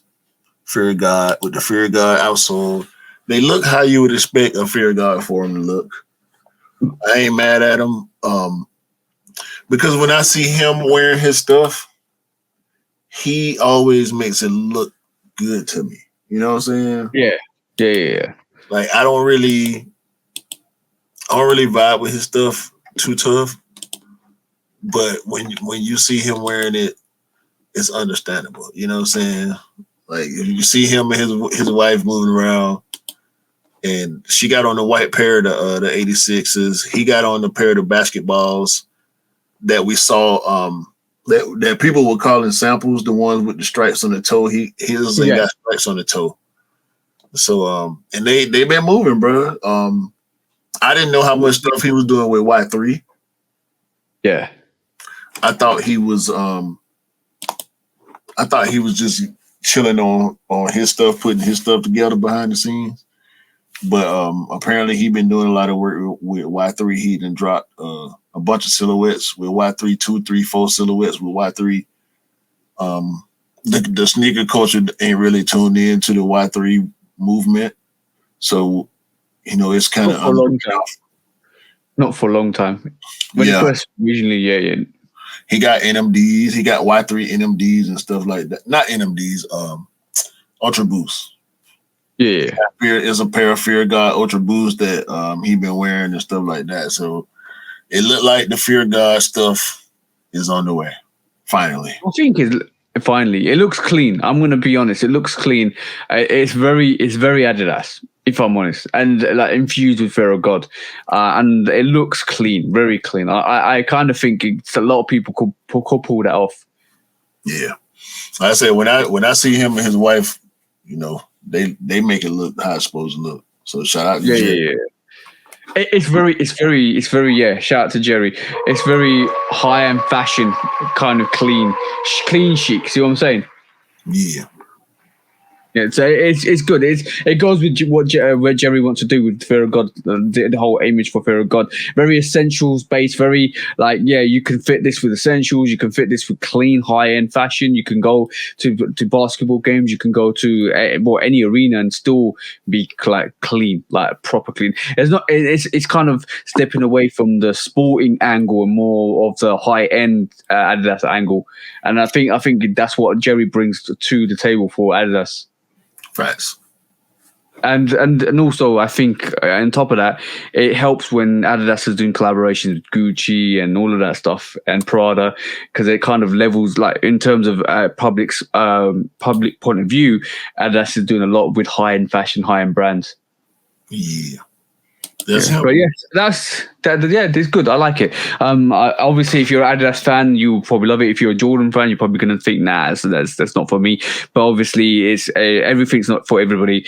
And I think in this situation, you got to celebrate just excellence. To be honest, it's nice. I like it. Definitely like it. Yeah, but bro, you know what time it is now, because it's main subject time, bro. Unless you haven't got any more quick strikes, that is. Nah. No. So Nike this week announced the potential launch, and I know what you said to me the other day. It was an accident. It was a test. But Nike recently announced the launch of their what since 2021, which was what rumors have actually dictated, the restoration, which they're undertaking in the States, and that was all local based, Nike town based, and all of that stuff, or Nike hard store based, where you have to go into the store and actually kind of find these deals. But now they're launching their restoration website. Mm-hmm. And with that, we saw a sneak leak of some of the prices, which were 50% on the retail prices. Apparently, it was a test site, a test sample. The prices were what they were. It could have been a test price, but I don't see Nike restoring sneakers to sell for retail or above. Am I correct? Nah, they can't. Ain't no way they could do that and get away with it. Like, because the return sneakers that you get at the factory stores, the back wall, the famous, I was about to say infamous I guess it depends on the store you're in at the time that you're there, whether you want to call it famous or infamous. It depends if you're at Oregon and you got a staff discount and you actually work for Oregon. If you're in Oregon, Tennessee, probably Chicago. They got a new factory in Alabama. Chicago, they got a new factory in Alabama. I'm interested in seeing what's going to develop for that city that they got the new factory in. But because it's a small town in the middle of nowhere type situation, and I believe they did that on purpose because of what's been happening in Memphis. They had to get a different shipping hub. I don't know if we talked about that, but since the beginning of the year, a lot of my Nike online purchases have been shipped from Alabama. Okay. So Memphis is probably... I Googled the address, and it's a factory. Google at the time wasn't even updated. Yep. On the location. They had it on the map. It was there on the map. Like you can Google it and see the physical address and all that. But when you click on to see images, it was a empty field and the beginning of the construction of this shipping hub that they got. Like you could see, that they were starting to build something there. And when you do the 360 view and spin it around, ain't nothing else around, bro. No other businesses, no houses, no nothing. It's just a 2-lane road and nothing else around. All right, so I'm expecting military barracks. I'm expecting ID checks. I'm expecting all the tobacco. Area 52 for Nike, bro. It's in the middle. It's in the middle of nowhere. So you ain't got no other reason to be there than to be going Nike, over there. Area 50 Nike. Ain't nowhere to hide. Ain't nowhere to duck off at. Ain't nowhere to try to look inconspicuous. You ain't got no other reason to be over here. If you're not coming inside this building, you have no reason to stop here. Yo, bro, there's literally Area 50 Nike where you have to have a pass to get in, and literally make sure you're gonna have barracks there. You're gonna have a whole Nike army there. You're gonna make sure that nobody comes in and out. Nobody's gonna steal from it. Only delivery vans come in it, and all the delivery vans have got actual special IDs to get in it, and fingerprints and eye scans and all of that stuff. Yo, bro, that's a military base, bro. Nobody's stealing nothing from here, bro. Only official Nike employees like me can get in there. QX for Nike. There you have it, exclusive. The plug. Q is the plug now. Come on, bro. You know I'm officially Nike employee. Anyway, but Area 50 Nike. That's the one. Yeah, I know already, bro. That's the one. I got something for that too. So the whole move towards being able to do the back wall online. Yeah, the whole refurbishment program. Remember, we saw the Cool Gray 11s, right? The one guy had a pair of Cool Gray 11s, so he got them off the back wall at a Nike store. It's only 15 stores in the US only that are having the refurbished shoes. So if you're lucky enough to live around, one of them stores and get one of them pairs, great, right? He said he paid what, $125 or $150 for them or something like that. That's a $225 release after tax. At least $240 is what you're gonna be paying. So he paid almost 50% off, if not 50% off, somewhere in that range. So they've been doing it. We was hoping as sneakerheads, I'm pretty sure you and me both, if we weren't even interested, we were hopeful for other people, other sneakerheads that are interested, they're going to be able to get their hands on some of this stuff. Yeah. The resale aspect is going to come in and muck it up. We're gonna talk about that. Let's just talk about the sneakers at the moment, the releases. What I'm doing as we speak at the moment, I'm actually trying to work out what the actual resale on a V&DS pair of those Jordan 11 Cool Greys are, because that's the retrospect, and the only way to find out is if you go into Go. So, how much does a V&DS pair of Jordan 11 Cool Greys go for? And is the pair from Nike almost brand new? So what level is it? Is that 5 out of 10, 7 out of 10, 9 out of 10? That pair of Cool Greys that dude had on that reel looked like a 9.5 or 10 to me. They look brand new. Okay, so they restore it almost brand new and then literally give it to you for half the price. Pretty much. But this is a real thing. Let me explain to y'all something. Yeah. As a sneakerhead, sometimes I just open apps and just do stuff for I'm laying in the bed, you know, on my way to sleep or whatever, and I'm just on Nike. I'm on Nike ID. I'm making customs that I'm not gonna buy. Remember the one time you normally do. Remember one time I went down a rabbit hole on tennis court sneakers. And I saw all these dope looking court sneakers. They look like Kobe's and this and that. And you know, I'm trying to see if I can do them on Nike ID and how much, and they selling out and all. So I'm looking all over the place. I got the Terror Squads, right? And I've chatted, like I've tried to get research from Nike about certain stuff on the app, right? I go to the chat with the experts, and I just be talking to these Nike people sometimes. You know what I'm saying? Okay. So the Terror Squads, it was a little delivery situation with the Terror Squad ones, Air Force Ones. So I go to the chat with the experts, right? I just want to let them know FedEx over here fumbling the bag. So before my delivery, you know, end up not coming or whatever the case is, I just want y'all to know, because it was out for delivery for 2 days. Normally, when something's out for delivery, you're going to get it that day, right?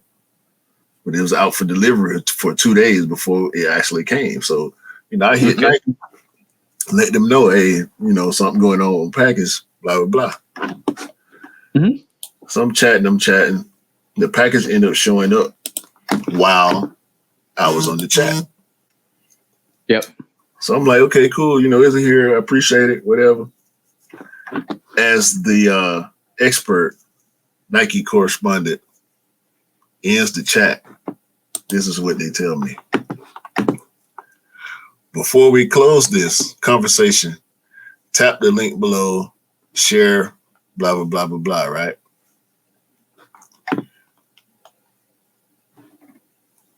Hit us up anytime if you have an order concern. Always here to help and sort style, size, blah, blah, blah, blah, blah, blah. Have a wonderful day. Yeah. All this obligatory stuff, right? Damn it. I'm gonna show you. I gotta open the chat back up right now because I let my phone close. I'm gonna show you exactly what this Nike expert told me on screen. Zoom in on that. Always remember, we have an amazing 60-day return policy in which you can actually wear the product and return them, no questions asked.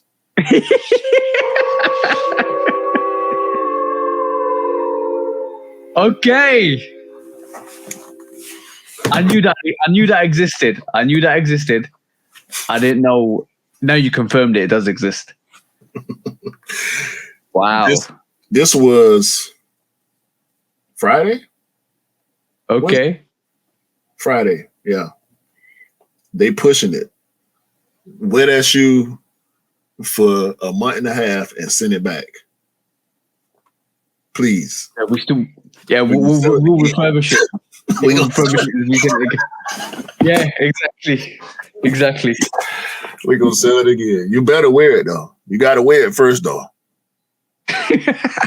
I wonder how many people. That's like the age old thing that some people do to be kind of savvy. Something like it's probably not the best thing to do ever. Is to wear stuff and then kind of take it back to the store once, like for an event. You stay on trend like that.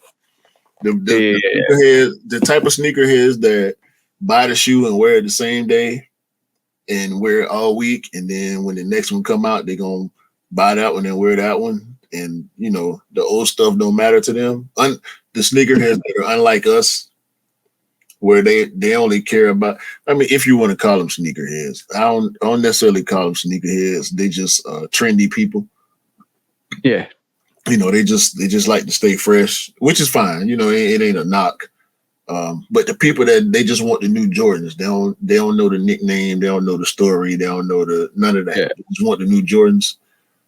Those type of people, they gonna be supplying. Hopefully, I think that's what Nike going for those type of people to supply this refurbishment program. And yeah, but Nike has to. the website, huh? Nike's going to give them the money back for the sneaker, though. That's the thing. It doesn't really kind of make it. Yeah, but it doesn't make it really effective for them, really, does it? I don't know, bro. I mean. To be honest, they're losing out on a retail sale and giving it for 50% the discount. Because if you really think about it, like if I buy a pair of Jordans for £200 and then I wear them for 45 days and I send them back, and then like literally they have to pay me back the £200 that I spent, and then I actually have to try and sell that for £100. I can understand what you're getting at, but they're losing money if that's the case. It's goodwill towards men.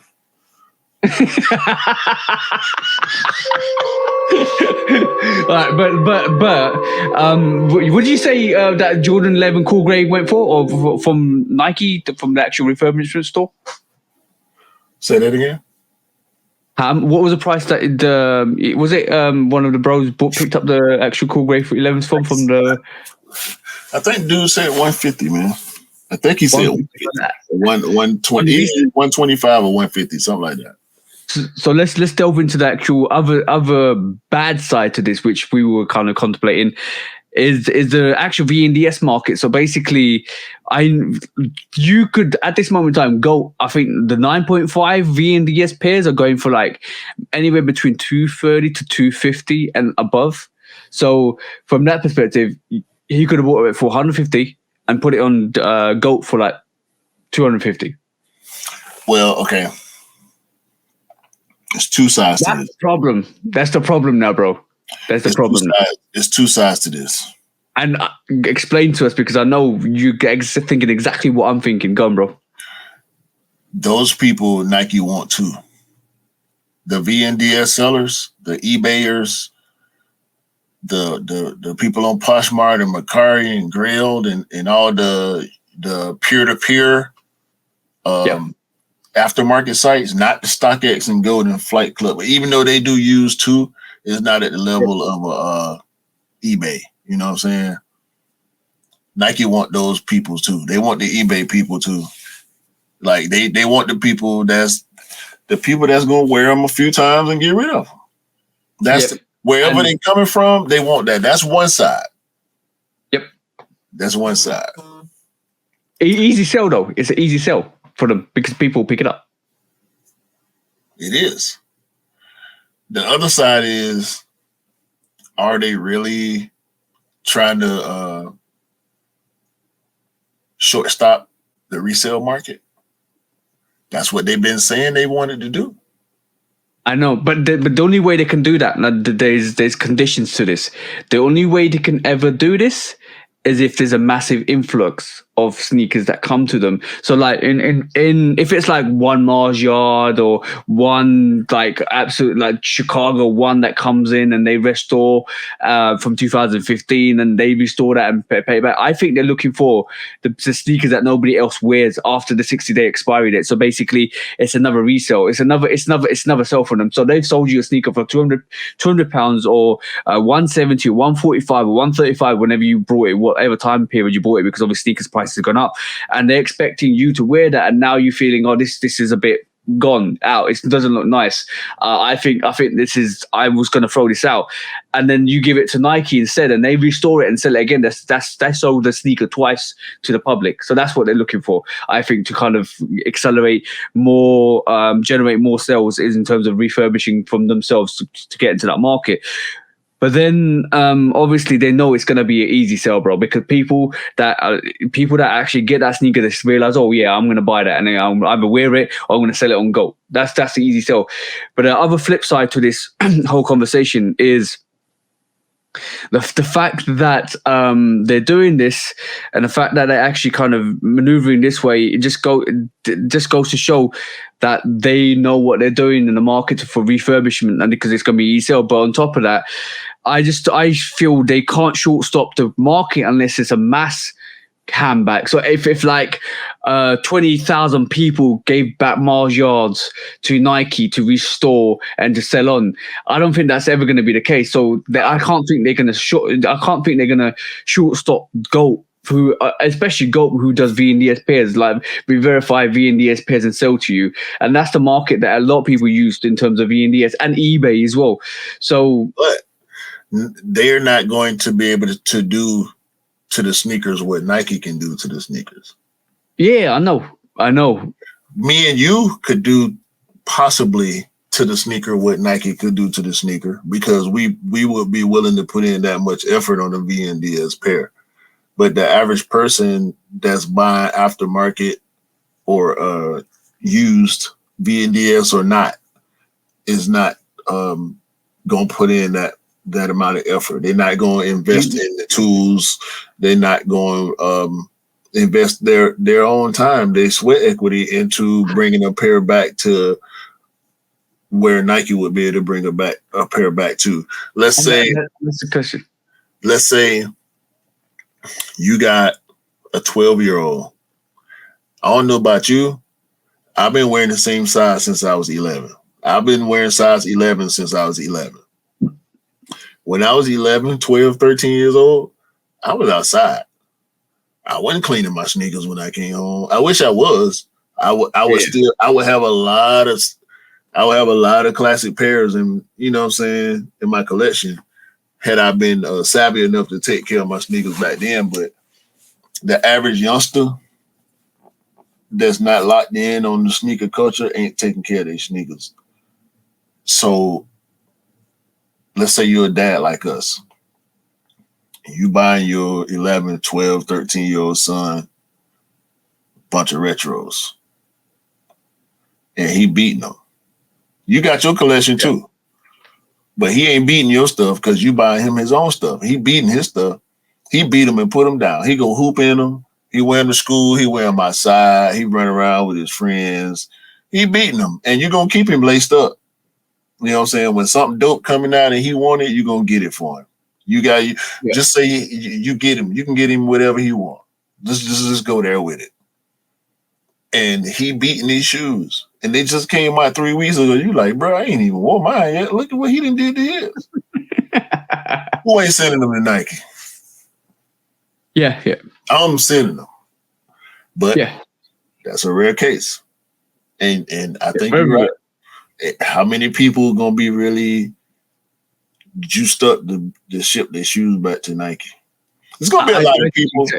What Nike is going to have to figure out a way to incentivize people to do it and make it make sense for them financially, because right now I can't see where it makes sense financially. The only way they're doing this is I think they're not the thing is, you remember, you're giving up a sneaker. You're not getting it back. You're not getting it restored back. You're giving up a sneaker to Nike, who's going to resell the rework of the restoration it done.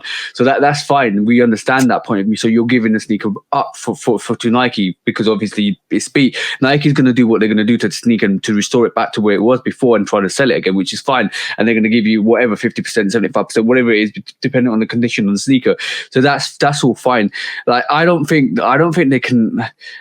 Unless we see a mass influx go into it, and especially silhouette wise, if we see like 5 or 6 size ones of a different sneaker, then that's the only way this gonna kind of detrimentally affect GOAT or bigger platforms that actually kind of sell VNDS sneakers, eBay, GOAT, all the others. That's the only way it will happen. So I don't personally think there's going to be any impact from what Nike's doing in terms of the bigger platforms, like what we just discussed, because I think there's a lot of people that sell their sneakers on these platforms to maximize their profit. And as a matter of fact, I think it's going to be the reverse. These people, and like we said, Nike's relying on these people to come in and actually buy the sneakers from the website. It's going to be super hard to get any pairs of restored sneakers from Nike because people are just going to flood it, buy it, and put it on GOAT, and that's an easy sell for them. And I think that's what Nike's potentially relying on. I don't think it's going to affect the bigger platforms. What it's going to affect is a smaller platform. There's a smaller people. Is the restorers that actually will go on eBay and find the beat up sneaker to restore it back to where it was before, and then kind of sell it on. That's where it's going to hit the most because these people aren't going to find these pairs anymore. People are just going to say, you know what, I bought this from Nike. It's beat up. I'm not going to even sell it. You know what? Give it to Nike, and that could happen a lot more. It's only going to be recent stuff too. It ain't going to be like. You know, we'll go back 3, 4, 5, 7, 8 years sometimes. That's not going to be what Nike is doing. They could, but I think that would be a bigger investment in that program. They're not doing that. They only taking 60 days, 60-day return. Like Nike do 2-year warranties. Like you can pop an Airbud a year and a half in and get an exchange, or you know what I mean, get a voucher, you know what I mean? Get a. Do Nike buy these pairs off you? That's the question. Do you give them in, or do Nike buy the pairs off you? We're gonna see. But that website popping up there, and the fact that we have seen people that actually have access to these 15 stores, wherever they at, that's doing it. The back wall is coming online, bro. Yeah, exactly. And you know what? It's beautiful the way they actually executed it with the Mars Yard sneaker as well. The fact that they actually did a restoration video for this with the Mars Yard sneaker and bringing some of that vibe into it to kind of say, you know what, we restore really, really massive heat here. That kind of brought it to the limelight way more. And some of the pairs we saw UNC ones that recently came out that was actually 50% discount. So you kind of see it's going to be more recent pairs, but every so often there's going to be like a unicorn sneaker that comes on there, and people. That's the part that we look forward to. People being able to catch them pairs. Like it's gonna be some pairs pop up on there. It's like people, sneakerheads blessing the sneaker community. Yeah, exactly. And we know, I mean, Nike got to get theirs, bro. And that'll be at that point. That'll be Nike playing StockX, Nike playing Nike playing eBay. You know what I'm saying? That's really Nike playing eBay. You know what will be really, really interesting is all of a sudden if Nike come out with, say, imagine they did a full size stock run of like the Dornbecker 5s that have been restored. That's when you can see that impact of that actual restoration on the market, because nobody will sit in there will be going, oh, let me go to GOAT and check these VNDS pairs of these Dornbecker 5s. And when all of a sudden, imagine if they do an official, this is even worse. Imagine they do a official raffle for restored sneakers and they literally like the sneakers app. Like they're saying, you know what? I don't sneakers. Yeah, just do it on whatever the refurbishment site is. Yeah, but just like sneakers app, on the refurbishment site, there is this release date for like a full size one repaired Dornbecker 5s, and you have to put a raffle. Bro, that's ridiculous, bro. If they end up doing that, just certain sizes, I can see them doing raffles for sizes though. I can see that. Yeah. I could, like they might be say somebody brings in like one of the OGs of like Chicago Lost and Found has been restored because like, you know what, we're gonna do this, and there's only like one size 10 or one size 11, right? And they just say raffle. I can see him doing a little raffle. Yeah. For one size, bro. Yeah. For 100. That is crazy. I can see. You know what? Do that. You wouldn't if you didn't have Lost and Found and your size popped up and they did a little mini raffle, a little draw situation for $100. Yeah, you're going in with all the millions of other people that want that sneaker, but I can see the site crashing, bro. I can see the site crashing. Yeah, it's going to be pandemonium, bro. They know that's the game, bro. If this is clearly a decision that they made and they're going forward with it. How successful it is up in the air. But it's Nike, bro. It's innovation. They preach innovation. New innovation to they just add a new wrinkle into the way they operate. And it's them. You know what I'm saying? So they fighting StockX in court. Why not? Yeah. Watch this, StockX. But the beautiful thing about it is, if you ever wanted to get a sneaker restored, like if you ever wanted to buy a restored sneaker, who would you buy it from, bro? That's the big question. Exactly. You would want to buy it from the manufacturer that actually sold you the sneaker in the first place. So if they're doing restorations, you're like, I guarantee there's going to be people who go, this website's kind of ruined it for them. And I truly believe there's people out there that go to the restoration store to give them the restoration and probably got a plug in the restoration store to say, let me know when these sneakers are restored. I'm coming back for them. Listen. Imagine the type of tech Nike using to refurbish these sneakers. That's all I'm gonna say. Yeah. They can buy all the stuff. They can buy everything. There ain't nothing that they want that they can't get to use on this stuff, bro. They got stuff. They done made machines proprietary to Nike that can do things that customizers ain't been able to put together yet. I'm gonna take it up a level just slightly, just a little bit before we finish on the subject, right? I'm pretty sure, right? I'm gonna use the Mars Yard as an example again because we're using the Mars Yard through this example main topic anyway. I've got a Mars Yard, and before this website comes on, because obviously this website's messed it up for everybody, and I've got a Mars Yard. I've worn it. I've got a hole through it. Now I want another Mars Yard, but it's going to cost me X amount on the market. So I'm going to go to my local Nike restoration place.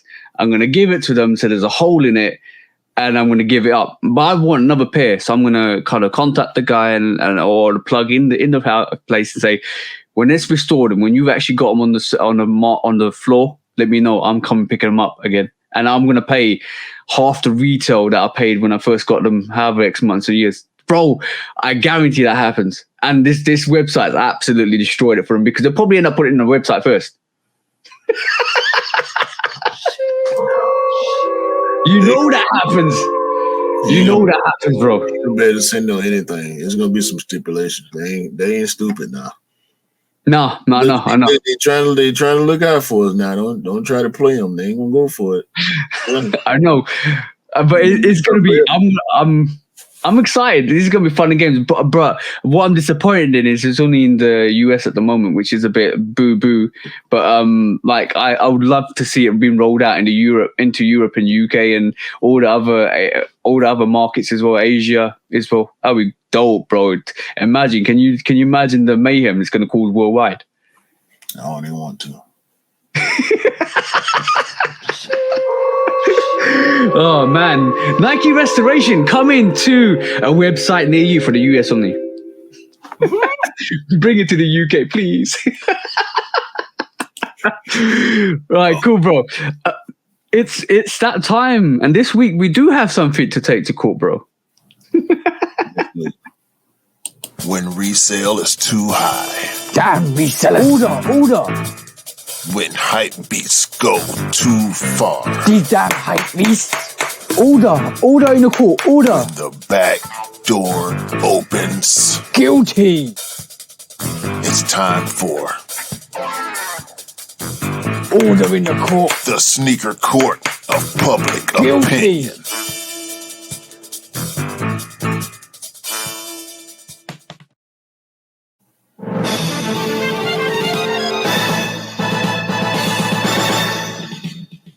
Guilty! Welcome back to the Sneaker Court of Public Opinion with me, Judge Public Opinion and Executioner. What is up, bro? Because today the court case is brought to you by Q. Go on, bro. Break it down.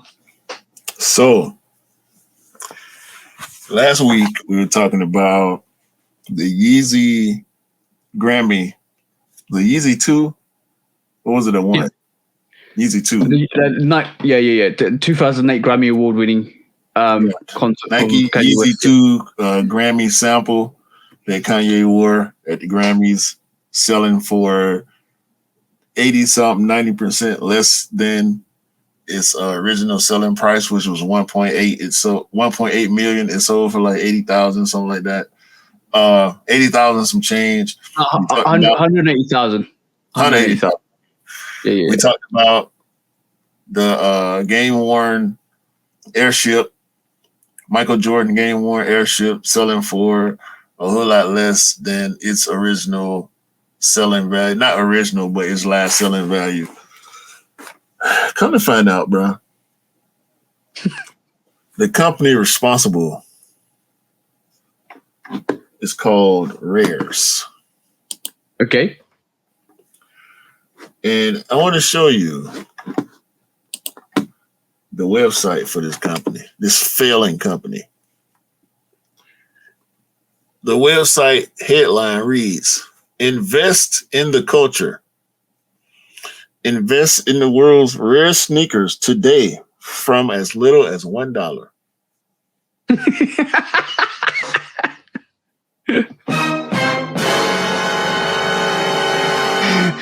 Go, bro.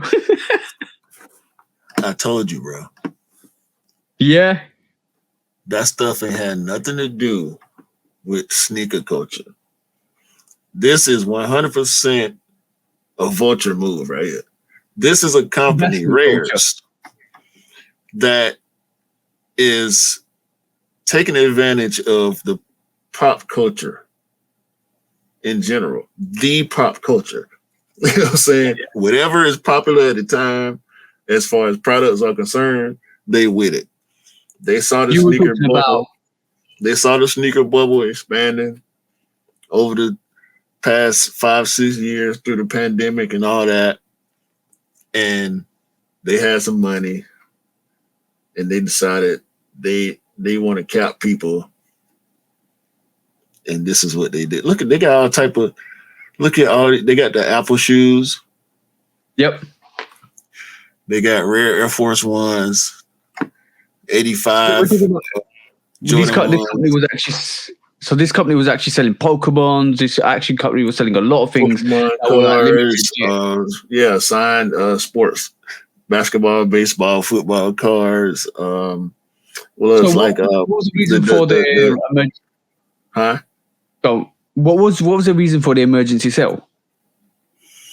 Because they hemorrhaging money, like they just took a cut to the jugular. Sheesh, damn, this company is going out of business, bro. And this is why they had to do emergency sale to recoup some of the money. So they deflated the value to get rid of the product. A lot of people lost money on that. Oh, damn. That Yeezy Grammy shoe. Hold on. Go. Air Force One PE. This is a Kobe shoe, apparently. Value $14,000. Invest now for $7 a share. This is why I get mad at you. This is why I get mad at you. This is why I get mad at you. You will this into existence. Lean forward. No. Lean forward. Let me take this graphic out of the screen. Because you are complicit in this case that we're bringing forward here against Rares. How am I complicit? Hold on. You shut up. Because Rares Rares is a product. Rares is a product of the narrative that you present so much on this podcast about people being opportunistic and people viewing sneakers as stocks. And I always fight you on that. We just had a fight about that earlier. Yep.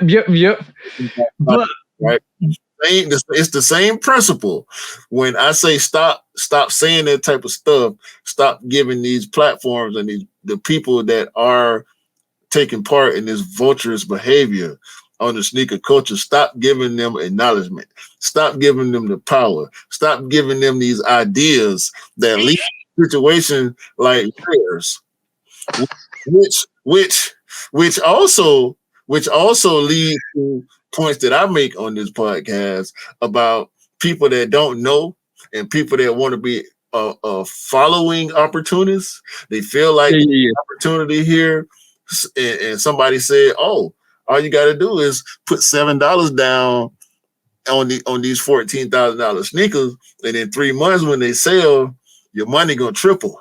No, it's not. No, it's not, bro. This is not sneaker culture, okay? This is culture vulturing at its finest, 100%. You be quiet. Ain't no defense for this. There will be no objections. Don't make me put you in contempt, okay? This will be the first time the judge actually get put in contempt, because and you know what?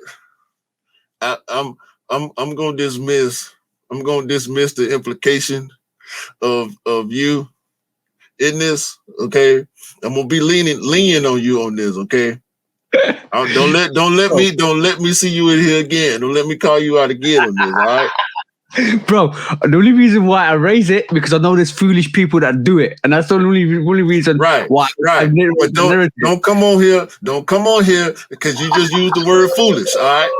You just used the word foolish. So don't come back on this podcast trying to defend people for doing stupid stuff. But that's what it is. Really ridiculous. If you're gonna be stupid, if you want to be stupid, if you want to make stupid decisions, if you want to make stupid investments, it's on you. Okay. Do your research. Find out what's really going on. Find out how things really work before you start putting money into it, because that's where you end up losing money. And for all the idiots that invested in that Grammy Yeezy, it's on you. For all the idiots that invested in that Jordan Airship, buying shares in sneakers, you're an idiot. It's on you. For everybody that want to come on this website, because it's still open. So if you got money you want to get rid of, you just got extra money laying around that you don't need, you want to get rid of it, you can send it to us if you want to. Hit me up with a DM. I'll tell you my cash out. Just don't hit the deposit. But if you got extra money that you want to throw away, you don't know what else to do with it. It's in your way. It's uncomfortable in my pocket. I just want to get rid of it. Go to Rares right now and invest in some of these rare sneakers that only people that really love this stuff. They got that's only look. That's only go on. They're not trying to sell it to you, bro. They got that's the only company I know where you can invest £7 and get 70 pence back. $20 a share. Bruh. This what we doing? Is this what we doing? Is this what we doing? Who is investing in stocks for look, memorabilia? I understand it's all memorabilia, and why? And it's all art, contemporary art. So why is somebody investing in? Go get the piece. Go get the piece. Buy the piece. Don't be part of a ownership of 1,000 people that own that sneaker for like $20 each. That's ridiculous. That's proper investment. That's stock investment. That's crypto investment. I never knew it got that bad, even though I knew there was foolish people out here, even though I know people take this kind of sneakers as stock, but I was thinking they were taking at stock value as the whole product itself, not one little bit, bro. Hey, you better start talking before you end up. You better start talking before you end up being part of this case again. The more you talk, the more I remember you trying to say that sneakers are a stock now, and me trying to fight you on that. Like, no, sneakers are sneakers. Sneakers are not stocks. These are not sneaker people that's driving the price of a sneaker up over $1 million and paying for it. These ain't sneaker people, bro. These are investment people. These are opportunistic people. These are culture vultures. These are pyramid schemers. These are scammers. They're not to be trusted. But imagine me running up on somebody like, yeah, bro, I just grabbed the 85 Carolina OG ones yesterday. You like, for real? Yeah, where they at? Oh, let me pull up the website and show you a picture. What's up, man? Yeah, I own 0.5% of them. Come on, man. And this is what you call picking the laces off a dead sneaker, bro. give us a judgment, bro. You folk going out of business, bro. And all y'all idiots that put y'all money in, y'all guilty along with them. What you say? Yeah. Guilty, bro. Guilty. Yeah. They going out of business and all y'all gonna lose y'all money. Pull out while you can. Yeah. You stupid. They stupid. That's what it is, bro. That's what it is, bro. Crazy. When resale is too high. Damn resellers. Order. When hype beats go too far. These damn hype beasts. Order in the court. Order. When the back door opens. Guilty. It's time for order in the court. The sneaker court of public Guilty. opinion.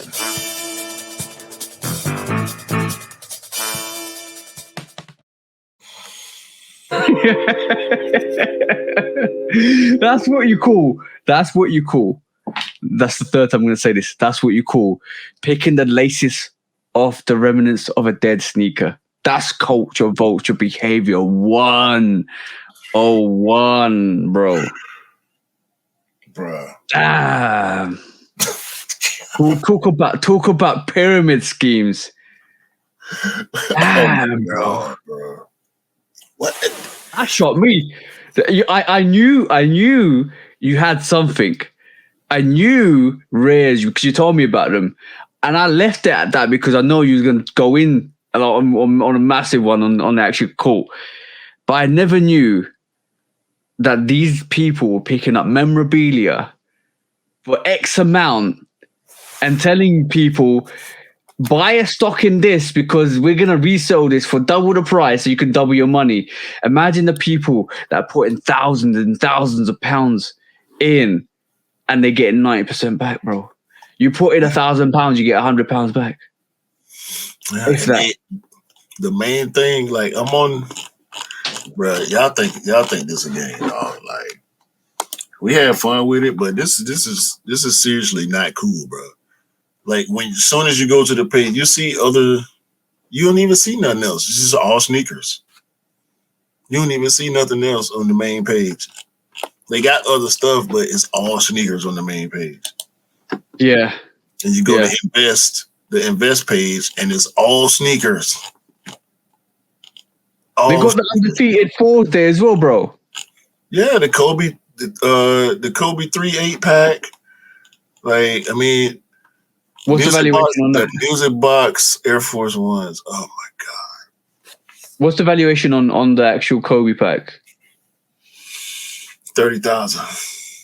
6,000 for the Music Box Air Force Ones, bro. I'm talking about Air Force Ones. Yo, this sneaker right here is, oh my god. valuation is 8,000 and £1 per stock for a sneaker. So that they imagine, oh bro, that company is hemorrhaging money, especially when you see that two sneakers there, and those two sneakers that the airships, Jordan's airships and Kanye's Nike Yeezys were from this website pretty much, yeah. The Kanye's were, I know. I think the airships were too. I'm not 100% on that, but definitely it's ridiculous, bro. So this is just to let you guys know. Not everything is. Don't invest in foolish things. And quick money is not real money. I'm gonna say that. And the thing that you will never get. This is just foolish. Who actually did this? Who actually invested in this? If you invest in this, drop us a message, because that's the first time I'm hearing. Yo, talk about culture vulture, bro. I get it from a aspirational standpoint, but from a cultural standpoint, this is trash. You know what? You're better off going to the shop, waiting in the queue, and trying to get yourself a limited sneaker and reselling that rather than investing in a stock. Bro, it's just sneakers though. Like, why is it? Yeah. Why is it sneakers? Sneakers did this. Like, I don't see nobody. Like, maybe art probably got multiple investors in some historical art pieces and statues and stuff like that, but. Sneakers, bro. You got multiple investors in a shoe. You go in there half. You gonna go half with me on a pair of Kobe's. This is what happens when hype goes bad, bro.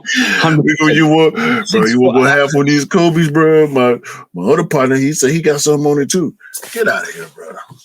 Yeah, y'all sick. Y'all nasty. And you know what? This literally, I can go into multitude levels to this. I'm not even joking. This is literally what happens when Kobe's when hype goes bad. Like when people get sucked into like the hype and trends being up there, and then all of a sudden, oh, you know what? If you're not first, you're last. That's all I'm gonna say. If you're not first, you're last, especially with stocks. If you don't know what the stock's gonna do, and you invest when it's at its peak, it's going down. You're lost, bro. You're gonna lose. And don't, yo. I'm not throwing. I'm not. You know what? You know what allowed this? I'm throwing allegations, right? Because at the end of the day, right, this company, right, could be buying these sneakers for a high price, getting your money that you invested, not telling how many people invested in it, and then going to the auction and buying it for the low and keeping 90% of your income that they actually got, and they still got the sneaker. Bro, let's not even go into that, because you know what? Stuff like that happens. You know what, bro? I'm sick of all y'all. I'm going to hide at Area 59 key. Area 59. It's Area 59 key. Area 59 key. Nike. Yeah, Area 50 Nike. That's where he's gonna hide in the reinforcement barracks of Nike's new shipment in, what was it? Alabama? I'm sitting there and play with my shoes, bro. Fiddling your laces. Yo, done. This world ain't for everybody. Don't get culture vulture. Don't get in. Like you said last week, it's not about the hype. Trust me, guys. That's the problem. That's the problem. Don't get fooled. Don't get fooled out here, guys. But yes, this was episode 85 of the Shooter Podcast. Loads of mischief, loads of allegations being found this week, especially to the aftermarket of sneakers. But guys, go in for the sneakers you want, because we all love the sneakers we love. And you know what? This week I was on this amazing sneaker high, and it made me realize how much I really do love what I do. And he's given me more newer, renowned energy to keep grinding and working harder. So I would just recommend you guys just sit back sometimes and reflect what it is and enjoy life. That's all I'm going to say. For sure, bro. Put dirt on Chicago's too.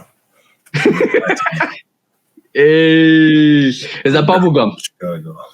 No, it's grass. Don't worry. It won't be there by the end of the day.